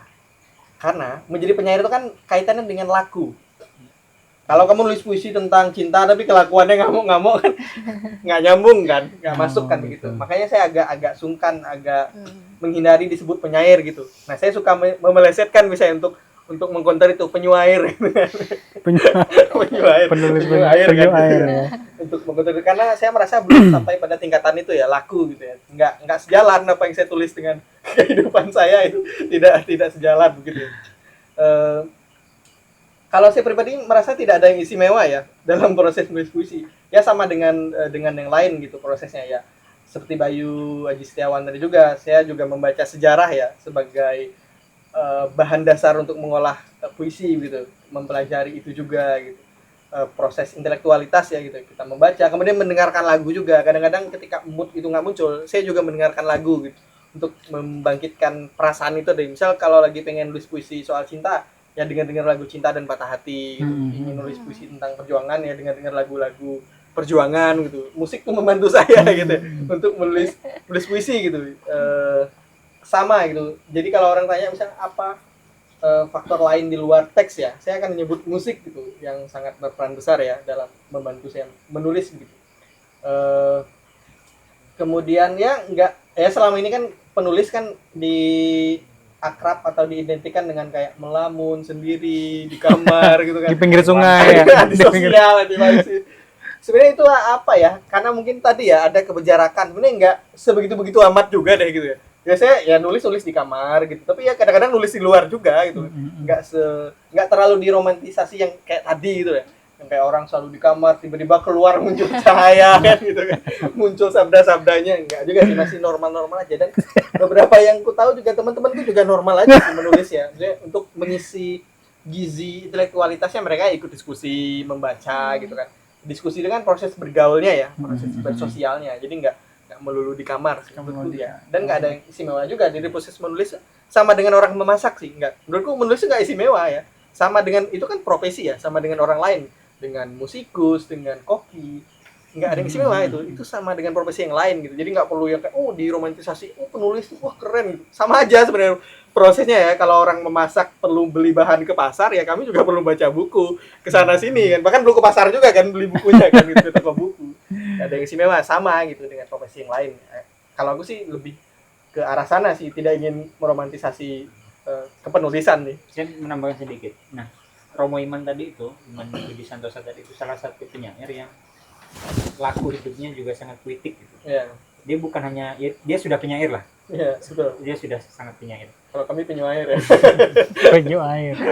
Dia sudah sangat penyair karena memang laku hidupnya itu memang sudah puitis gitu. Laku hidup. Obrolan dia sehari-hari, dia ketika ngobrol itu isinya puisi semua gitu. Falsafah semua. Jadi ada satu momen, ya beberapa momen bahkan ketika saya main ke sana atau bareng Mas Latif main ke kontrakannya gitu. Apa yang diobrolkan, ini tahu-tahu minggu depan atau bulan depan itu sudah jadi puisi gitu. Ternyata apa yang dia bicarakan itu kebanyakan memang sedang menguji gagasan juga sebetulnya gitu. Itu yang jadi bahan obrolan gitu. Kami menjadi banyak tahu, dia menjadi sesuatu mendapat respon juga jadi karya kalau dia. Beda kalau ngobrol sama orang kreatif sama sama teman-teman yang masih baru belajar gitu, beda rasanya gitu. Makanya di sini kami untuk ngasih sesuatu yang kami punya, kemudian kami keluar untuk mencari sesuatu yang kami cari gitu. Karena kalau di sini kan energinya muter gitu-gitu aja kan. Makanya kami rekomendasikan teman-teman yang di sini baca juga karya-karya yang lain gitu. Kemudian ke sini ya berbagi gitu. Dan saya juga sangat berharap kalau yang datang ke sini itu bukan orang-orang yang dari jurusan bahasa, sastra gitu aja. Yang dari arsitektur kayak dari biologi itu lebih ngasih banyak sudut pandang gitu. Musik belum ada. Ya ada Mas Lintang, ada Aza, ada beberapa lah. Cuman perspektif musiknya itu musikalitas itu belum ada yang menulis untuk dalam bentuk karya. Oke, ini tadi penjelasan yang sangat terlalu banyak detail ya, tapi terima kasih banyak loh. Cuman aku masih penasaran nih, kalau dari gaya penulisannya itu ya, itu ada kayaknya ya, kalau nggak salah ya, itu ada kebebasan tersendiri bagi seorang penulis puisi. Itu kebebasan yang seperti apa sih Kak? Mungkin bisa dijelaskan, karena aku juga masih kurang paham juga gitu. Cuman pernah sedikit denger aja gitu. Oke. Terima kasih ya Lita. Jadi kan puisi itu sebenarnya dibagi ke dalam dua masa ya. Puisi tradisional dan puisi kontemporer. Puisi tradisional itu tadi sempat disinggung Bayu, gurindam, pantun, geguritan gitu-gitulah. Yang lama-lama. Ciri utama puisi tradisional itu biasanya ada aturan yang tidak boleh dilanggar. Misal pantun kan harus satu baitnya terdiri 4 baris dan harus bersajak AB-AB, kemudian ada sampiran, ada isi, kayak gitu kan. Di Jawa juga begitu, kemudian di Jepang puisi tradisional namanya haiku, ada aturan-aturannya yang nggak boleh dilanggar. Kalau dilanggar bukan itu namanya gitu ya. Nah, kalau puisi kontemporer itu sudah bebas, tidak terikat lagi aturan gitu.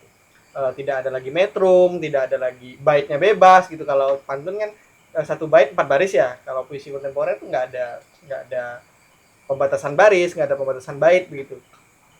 Nah, kemudian kalau untuk pemilihan diksi-diksi, memang para penyair ini, para penulis puisi ini ada hak khusus yang hanya dimiliki para penyair nih, para novelis, kemudian para cerpenis itu nggak ada.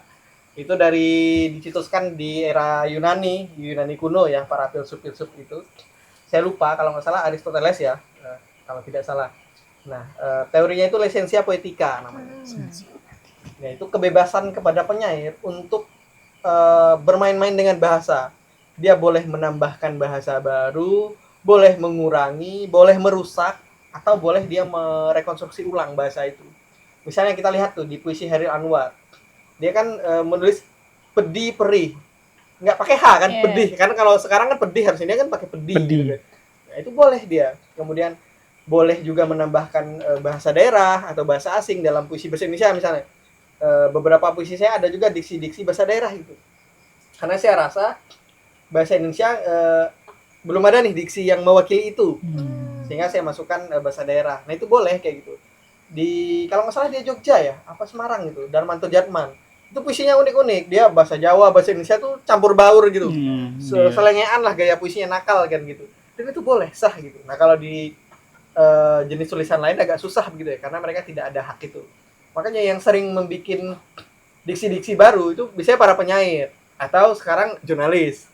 Yang sering bikin diksi-diksi baru gitu pasti dari para penyair itu, karena mereka memunculkan itu. Termasuk aku juga sekarang sedang ada upaya untuk memunculkan diksi daerah. Sebenarnya di Jawa ada juga, tapi beda dikit aja. Kalau kami di Melayu, di Sumatera itu ada diksi Bandam. Bandem. Kalau di Jogja itu, di Jawa itu Bandem. Walaupun pengertiannya berbeda ya. Kalau kami di Sumatera itu Bandam itu kan diinjak-injak. Kalau di Jawa kan dilempar kan, ya kan? Nah, kenapa saya ada upaya untuk memunculkan diksi itu, mengenalkan diksi itu ke dalam bahasa Indonesia? Karena saya merasa injak-injak itu di bawah Bandam levelnya.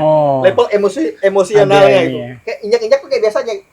Gitu aja. Kalau Bandam tuh kayak orang kehilangan kesabaran gitu loh. Udah. Sudah Uncontrol ya. iya, ngamuk gitu Ngamuk, kan Bandam. Nah, saya ingin mencoba memasukkan itu. Lagi fase percobaan gitu ya. Fase percobaan, belum dimuat di media juga. Tapi saya merasa diksi Bandam ini cocok gitu. Secara pengucapan juga enak gitu. Misalnya kalau dia bersanding dengan malam, dengan dendam, kan cocok nih. Sama-sama M kan. Kemudian tone suaranya kayak mantra kan Bandam, karena kan ada gema kan Bandam. Ada gitu kan. emnya. Ya ada emnya itu, ada gema itu. Makanya saya ada upaya ke arah sana sih. Dulu belum ada kesadaran itu, tapi lama kelamaan kayak beberapa diksi bisa nih dimunculkan ke dalam bahasa Indonesia gitu. Itu lisensia poetika itu, hak khusus ya, untuk bermain-main dengan bahasa. Kelihatannya seru ya, jadi pengen belajar deh. Ingin bermain-main Bisa, dengan bahasa ya. iya seru gitu, bebas punya banget itu ya. buat nulis nggak sesuai Poetika aturan lisensi. gitu ya. Oke, kalau kondisi musikalisasi puisi saat ini tuh gimana nih? Apakah sudah pernah ada juga proyek semacam ini sebelumnya? Di Jejak Imaji. Ya. Oh, kayaknya Bayu yang cocok jawab itu. Ya, nih sependek pengetahuan saya, DJ Manji itu mulai menggarap musikalisasi puisi itu ketika hadirnya Sule Subawe.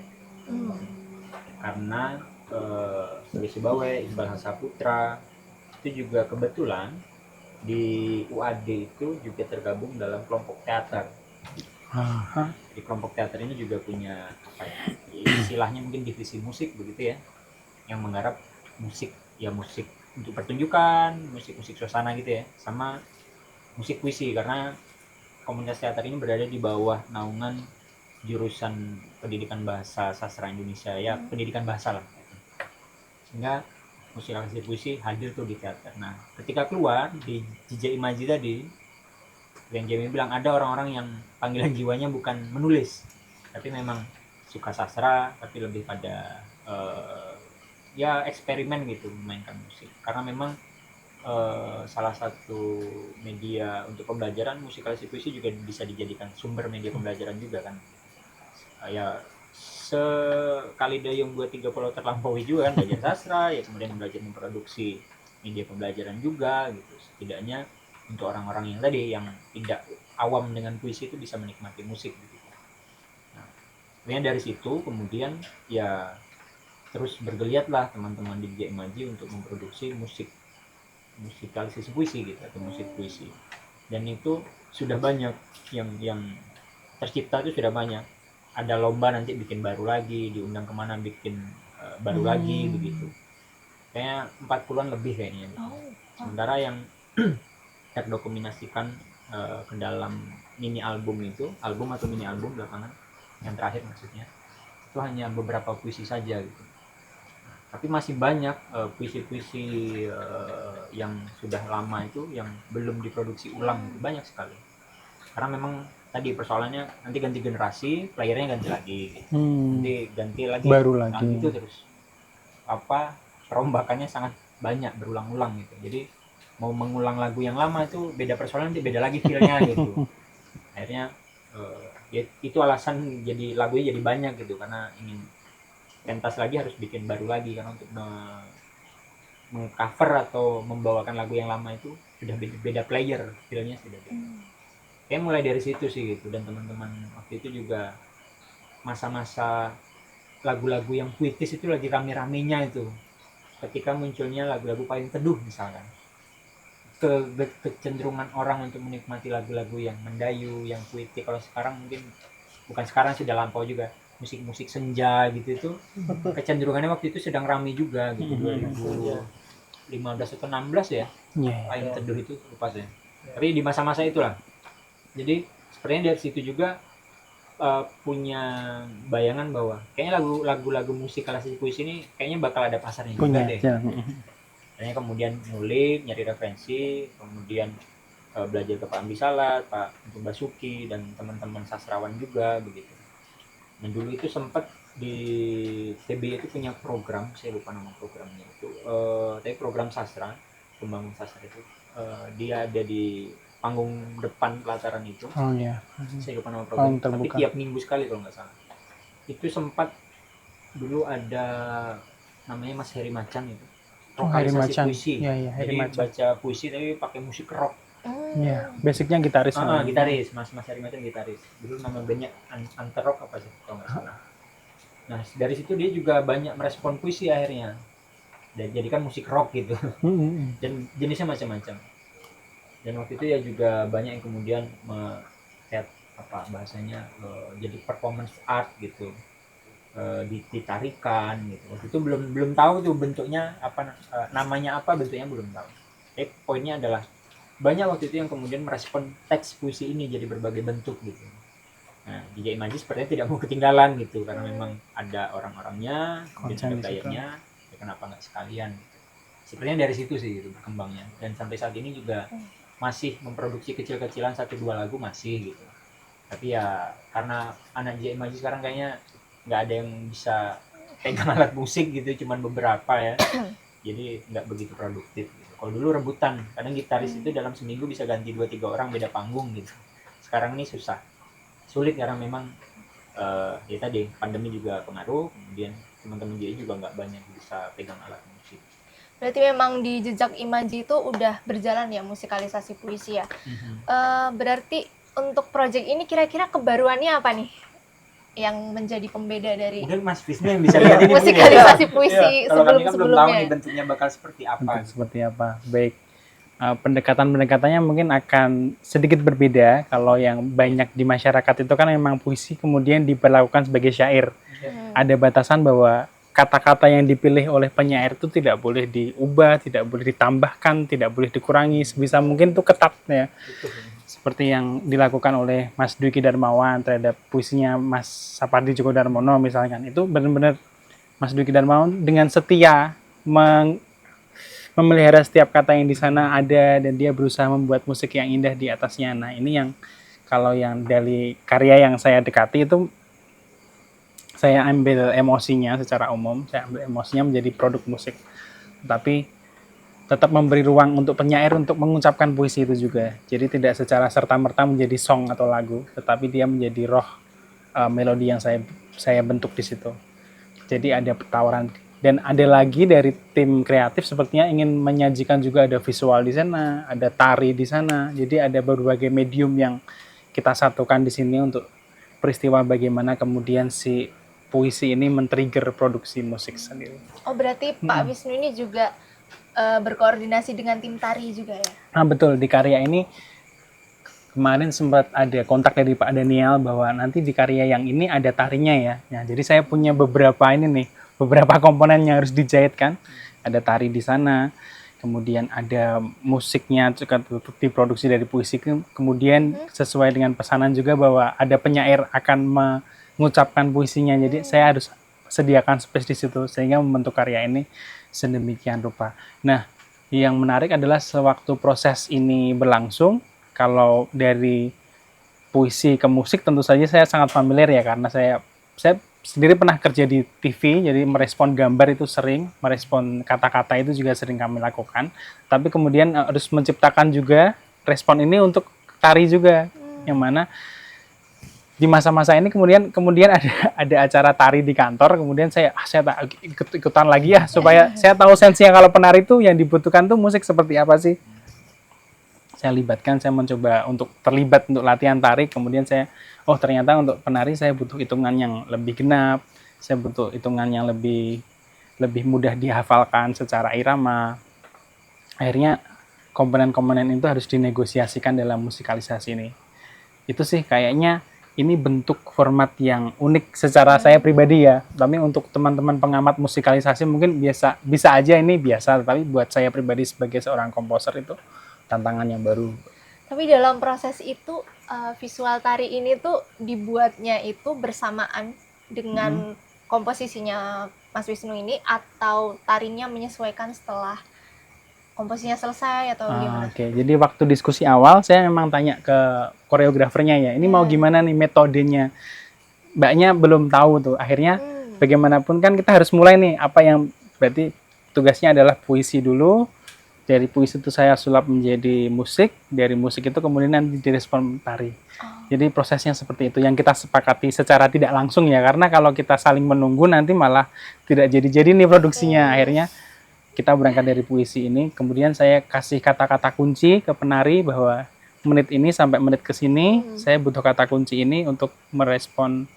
Nah, kata kuncinya itu saya ambil juga dari puisinya itu. Kemudian babak kedua saya minta kata kunci ini saya ambil, tolong direspon di sana. Kemudian yang ketiga kata kunci ini tolong direspon menjadi tari. Tetapi sejak awal memang nafasnya tuh memang dari puisi ini sih, tetap tumbuhnya dari kesadaran untuk puisi ini sendiri. Kalau prosesnya penasaran nggak bagaimana saya kemudian menyulap si puisi ini menjadi musik? Iya, gimana itu, Pak? Baik, aku ceritakan ya. Jadi waktu itu ada pilihannya adalah aku telepon sama Mas Andi Sur untuk mengetahui apa sih Mas sebenarnya di balik puisi itu.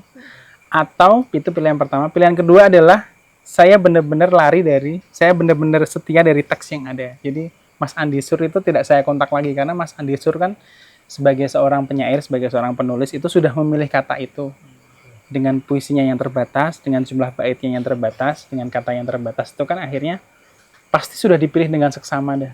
Pasti ada maksudnya. Kenapa kata itu ada, kenapa beliau tidak memilih kata yang lain. Jadi saya percaya bahwa dari puisi itu saya udah bisa berangkat untuk musik. Saya izin nih Mas Andi Sur. Mas Andi Sur, saya izin untuk menginterpretasikan tangkapan saya ya terhadap puisi Mas. Ya, nanti keuntungannya adalah eksplorasinya bisa jauh, tetapi resikonya bisa aja nih berbeda dengan yang Mas Andi Sur bayangkan dulu gitu. Tapi Mas Andi Sur dengan terbuka, ya Mas silahkan gitu, silahkan direspon, sehingga izin sudah diberikan ya udah kita gas aja. Akhirnya saya bikin musik. Saya ada beberapa pendekatan Mbak waktu itu. Pertama pendekatan story, kalau ada penulis novel Amerika namanya Kurt Vonnegut ya. Kurt Vonnegut itu dia bikin suatu teori cerita tuh biasanya dia dimulai dari orangnya misalnya miskin, nanti di tengah jalan dia kaya, terus dia miskin lagi, tapi nanti di endingnya dia kaya nih, happy ending nih. Atau seperti Cinderella itu juga ya, pertamanya dia gadis miskin, kemudian punya sepatu, udah naik nih, tiba-tiba sepatunya hilang, turun lagi, kemudian ditemukan pangeran, naik lagi, akhirnya dia merasakan kebahagiaan, happy ending. Tapi di pertengahan abad kemarin kan penulis-penulis kontemporer udah nggak gitu ya Mas ya.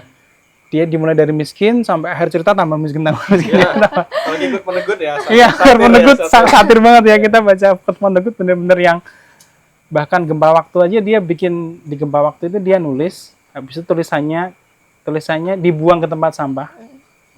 Dia udah dibuang ke tempat sampah. Akhirnya ada gempa waktu di mana dia terpaksa mengulang setiap adegan, dia nulis lagi karyanya. Yang dia tahu bahwa 10 tahun lagi karyaku ini akan saya buang. Jadi, tapi dia terpaksa ngulang. Jadi kan ini garisnya nggak happy ending apa gimana, jadi kita udah bingung. Akhirnya saya coba dekati puisinya Mas Andi Sur itu dengan teorinya Kurt Vonnegut itu, dekati mental. Akhirnya wah nggak bisa ini, puisinya nggak dia nggak dramaturgi 3 bapak gitu. Mental. Oke, akhirnya metode ini saya tinggalkan. Metode 2 adalah bikin lagu berdasarkan syairnya, berdasarkan puisinya itu saya bikin lagu. Nanti syairnya saya hapus sehingga tinggal melodi aja. Melodinya itu akan menjadi melodi instrumental. Saya coba bikin.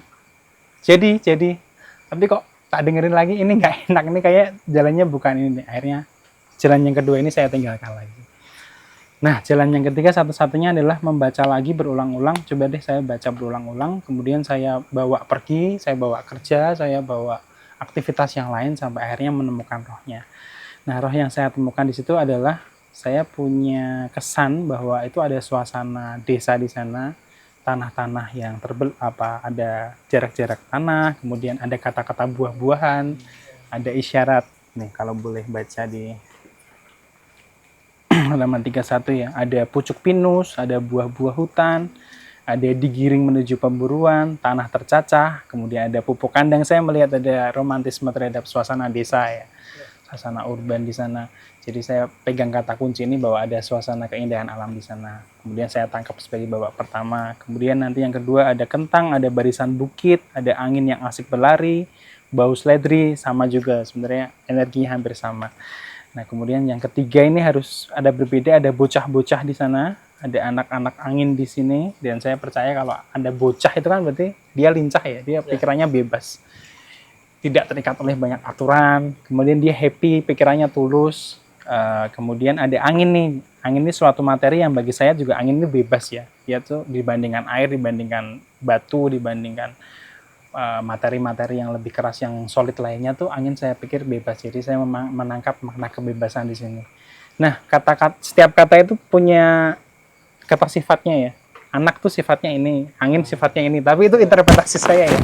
Nah, sifat-sifat inilah yang akhirnya bisa dijembatani oleh musik. Ada kelincahan, ada kemerdekaan, ada romantisme atas keindahan alam. Nah, ini yang jadi bahan utama saya waktu bikin musik. Nanti secara komposisi ada 6 menit, sekitar 6 menit. Nanti diawali suatu musik pendek, kemudian nanti ketika musik masih berbunyi, penari masuk, kemudian penyair akan mengucapkan bait 1 dan 2. Kemudian musik dan penari akan eksplor. Bagian selanjutnya akan musik dan tari dan penyair lagi masuk di bait ke-3. Kemudian nanti tiba-tiba akan ada perubahan tempo di sana supaya tarinya nggak bosen nih. Satu bagian cuma lambat aja, tapi nanti ada tempo cepat juga yang menggambarkan kelincahan kemerdekaan di sana. Semoga ini berhasil. Kita cuma nanti itu prosesnya. Semoga bisa menjadi salah satu eksplorasi yang menarik juga buat orang-orang yang suka musik. Dia menjadi audiens sastra kita, menjadi audiens puisi kita. Orang-orang yang suka puisi menjadi audiens musik juga. Jadi kita berbagi audiens di sini. Saya pikir itu sih yang ingin saya ceritakan soal proses bagaimana membuat puisi ini supaya menjadi suatu komposisi. Saya ngebayanginnya tuh jadi nggak sabar deh. Besok tuh kayak gimana? Kayaknya keren banget gitu ya. Ya. Saya juga ngebayangin nih, kan ini kan menggabungkan ya, mengkolaborasikan dua aspek tersebut ya, puisi dan musik ya. Saya ada kepikiran mungkin ada kemiripan dengan keseharian kita lah ya, kalau buka media sosial itu kan di konten-konten pendek itu ada, ya nggak harus puisi sih, apapun itu yang berkaitan dengan tulisan gitu kan menarik seorang pembaca ya, kayak yang kayaknya tuh ngena gitu. Terus juga ada backsoundnya gitu yang kayak relate gitulah ya sama kondisi gitu. Nah, ada ketakutan nggak sih dari kakak-kakak ini kalau misalkan puisinya itu kan ini berarti ada potensi untuk viral juga ya? Kalau maksudnya apa ya, dari audiens itu kalau misalkan nanti apa ya, kayak merasa tidak secara utuh puisinya gitu, kayak viralnya itu hanya sepenggal aja dari bait puisi, nggak secara utuh, itu ada ketakutan seperti itu atau enggak? Saya nih berarti ya. Monggo. Kalau saya pribadi sih sebenarnya nggak ada ketakutan ya. Tapi penasaran respon orang tuh seperti apa gitu. Dulu tuh ada gagasan ya, selain di musik. Dulu saya sempat collab juga dengan teman saya dari jurusan keramik, alumni keramik isi. Nah, waktu itu kami tuh ingin mencoba ikutkan pameran, bikin keramik tapi dari teks. Jadi dia akan merespon teks itu, apa yang dia tangkap, dia maknai akan dijadikan keramik ya. Walaupun nggak lolos ya proposal itu ya. Nah, waktu itu sudah memiliki gambaran gimana nih kalau dia bikin keramik kan jadinya, walaupun belum sempat dibikin ya. Nah, begitu juga di musik ya. Dulu sih ada ketakutan sih ketika di awal-awal menulis. Gimana ya nanti kalau perasaanku tidak bisa ditangkap oleh si pengkarya musik ini gitu kan. Tapi lama-lama saya buang tuh pikiran gitu. Karena meyakini bahwa di luar teks, di luar puisi, entah itu keramik, entah itu musik, entah itu tari, gerak ya. Saya percaya teman-teman ini sudah ahli tentunya di bidangnya, kemudian mereka punya kejeniusan sendiri ya. Saya kalau teman-teman penulis ya kejeniusannya pada teks begitu. Ya teman-teman musik ya sense-nya adalah di bebunyian tadi ya. Saya percaya mereka tidak mungkin asal-asalan ya, pasti kalaupun asal-asalan pasti atas dasar sesuatu ya, tidak yang ngawur begitu ya. Ya disasar kan ada juga gitu ya, orang bikin puisi ngasal tapi nggak ngasal ya, ada teori-teori tertentu gitu, nggak semerta-merta kosong begitu ya. Nah saya mempercayai itu sih. Kalau ketakutan tadi sih nggak ada sih, malah syukur-syukur ya karena itu bisa meningkatkan mungkin penjualan atau mungkin orang tahu ternyata Minat ya. ya ternyata ada penulis si A si B gitu ya dari Imaji, malah itu bagus ya.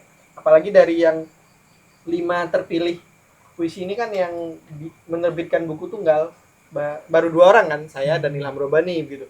Mas Ardi Sur, kemudian Mas Hendrik Epriadi sama Abdul ini kan mereka belum punya buku puisi. Beberapa yang udah senior kan, yang paling senior di sini kan Mas Hendrik Epriadi dan Ardi Suryantoko ya.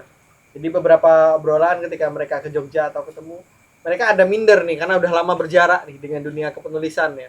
Sudah lama nggak nulis, kemudian sudah lama tidak bergaul di lingkungan sastra.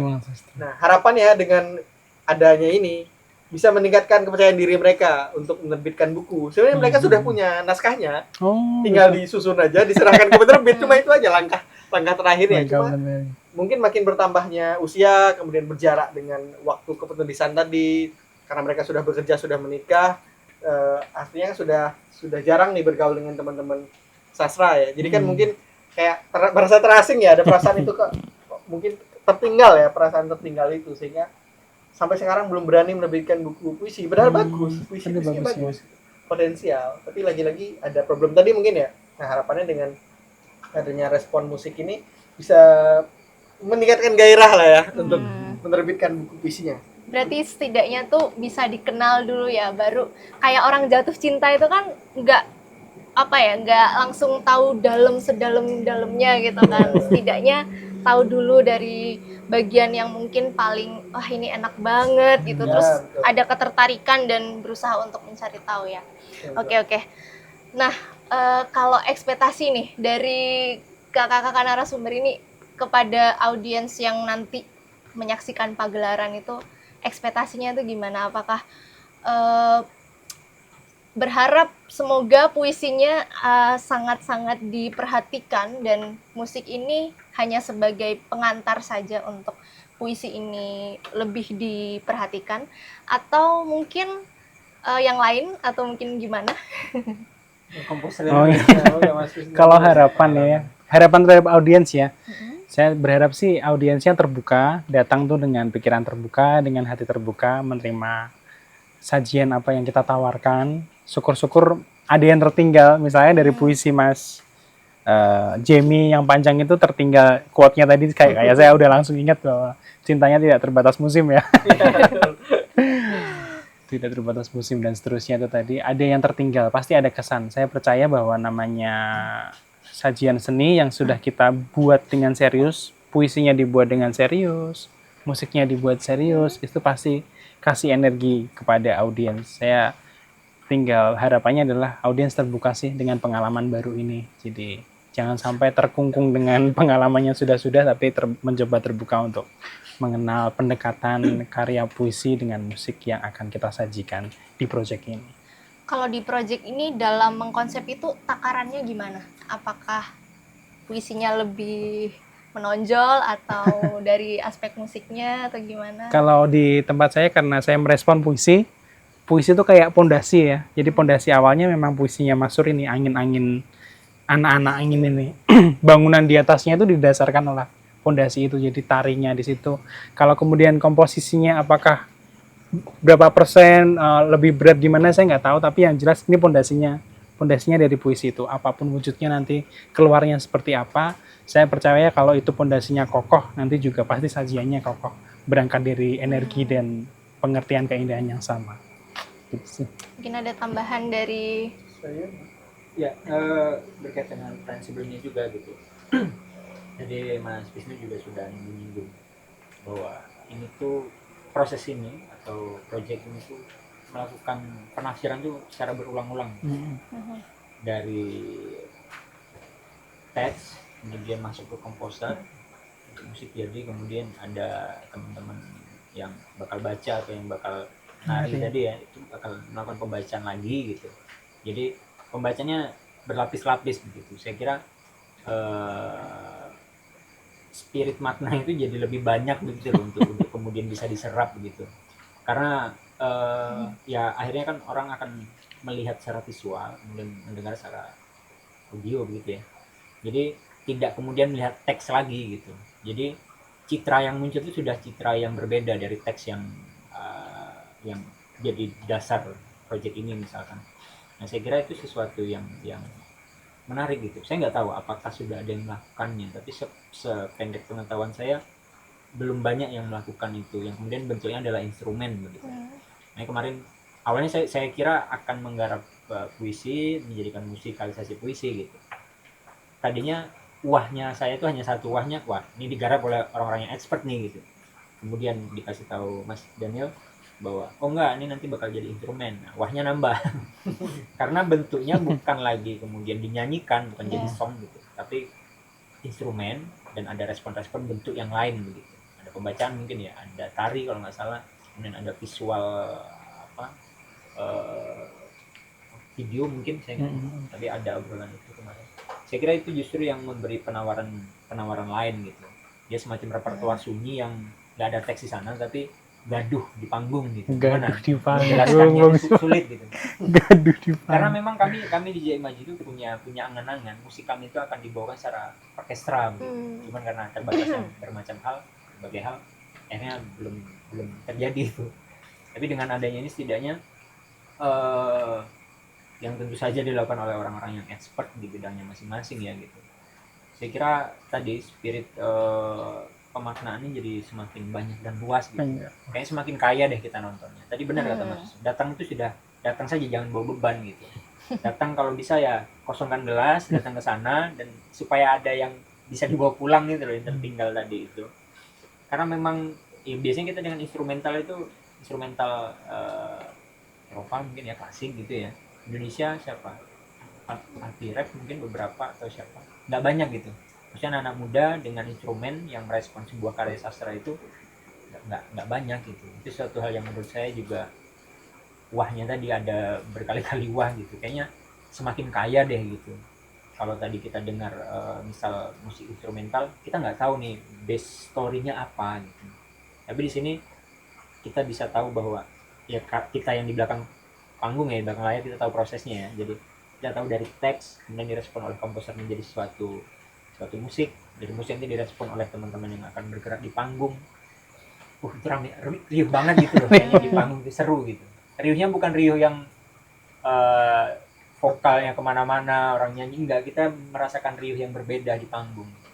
Beda kayak kita nonton konser ya gitu, penyanyinya dengan vokal yang bagus, tapi ini kita merasakan sunyinya dengan bentuk yang berbeda gitu, kayak seru gitu. Berarti dua aspek utamanya itu tadi ya, musik sama puisi, dan tari itu visual itu tambahan aja Ya nggak mungkin sih? Berarti yang saya tangkap sini kalau misalnya ada Jangan tambahan. Dia dia aktor juga. Oh. Jangan ditambahan. Oke. Inti juga. Tapi ini ya, apa semua seimbang ya? Kalau Nggak soal ada seimbang yang dominan, ya itu nggak peristiwa ada yang bersama dominan. yang terjadi gitu Dalam aja. mengkonsep juga nggak lebih menonjolkan ya. iya, karena kan komposernya cuma satu nih yang hadir Yang hadir, kita nggak tahu komposer pendekatan yang lain ya.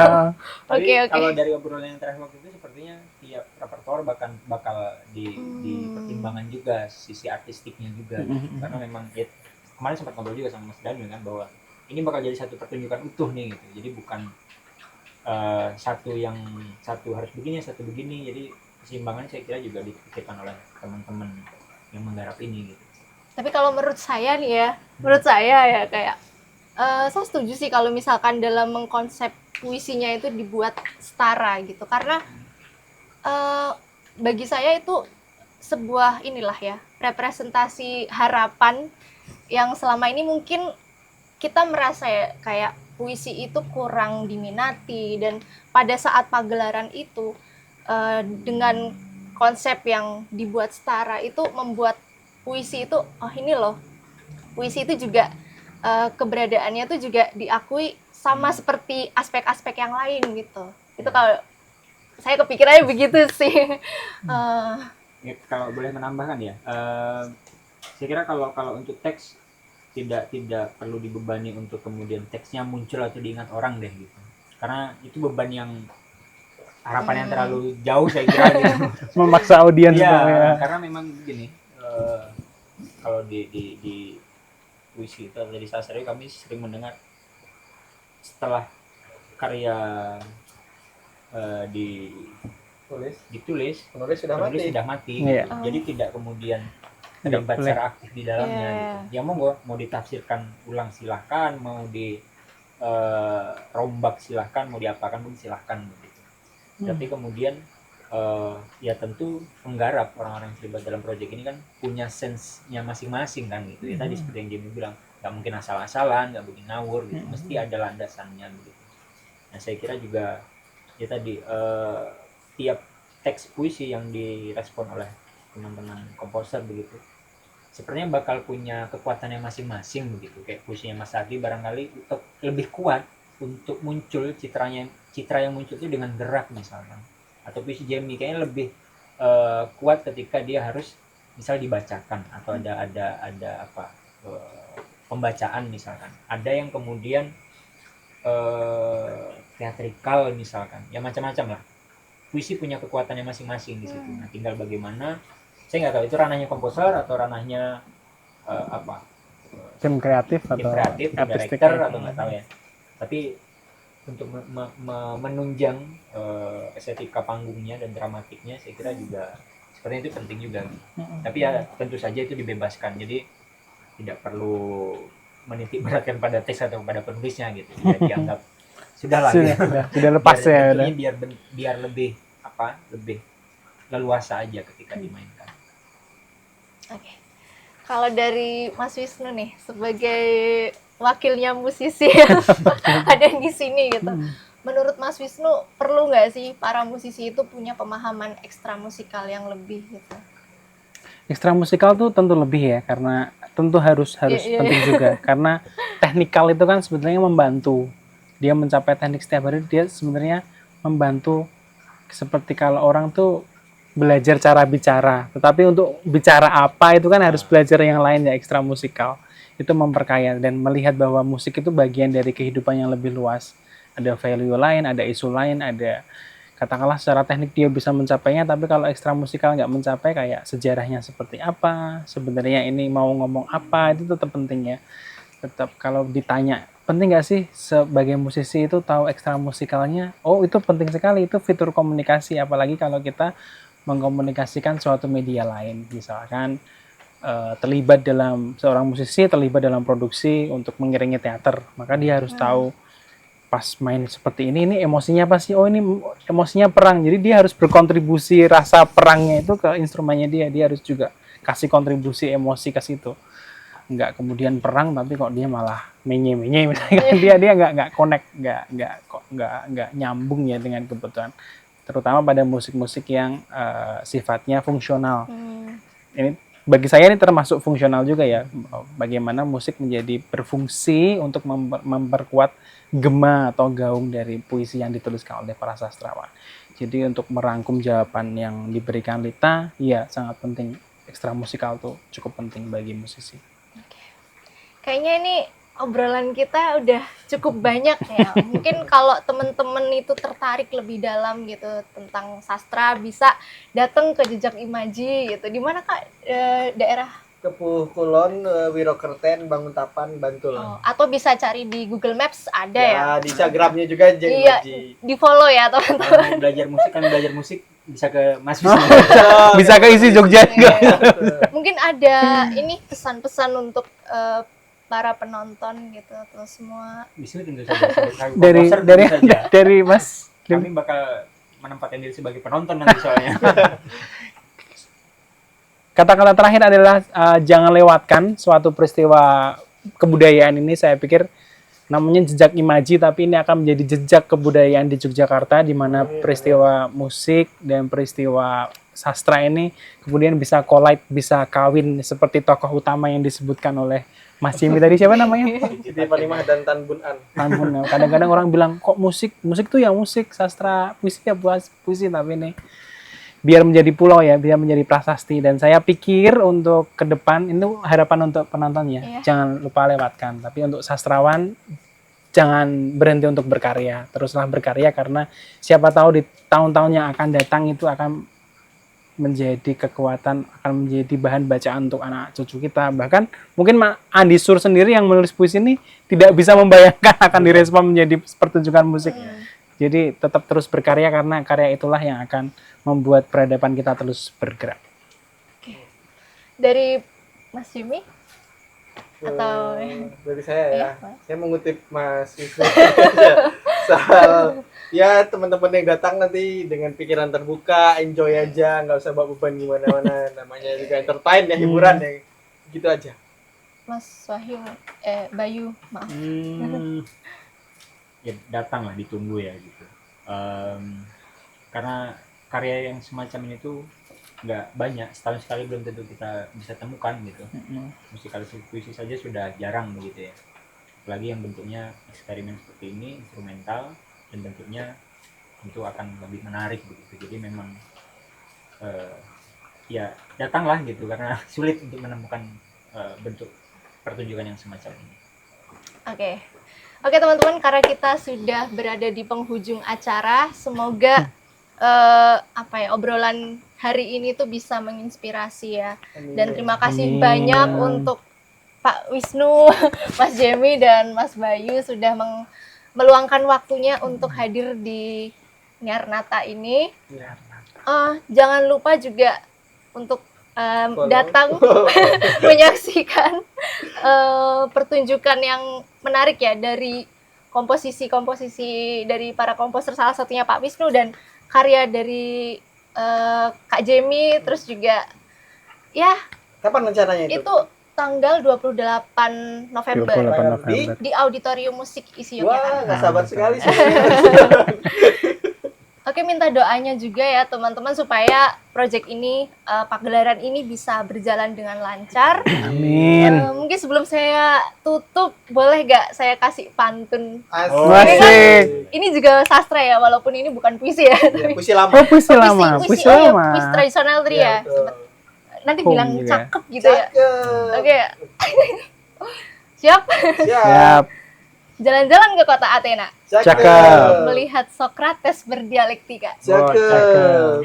Yuk datang ke Trokamatra Orkestra, Oke. rasakan puisi hidup lewat irama dan maknanya. Oke, saya Ahayu Normalitasari pamit undur diri. Terima kasih, sampai jumpa di lain kesempatan. Yeay.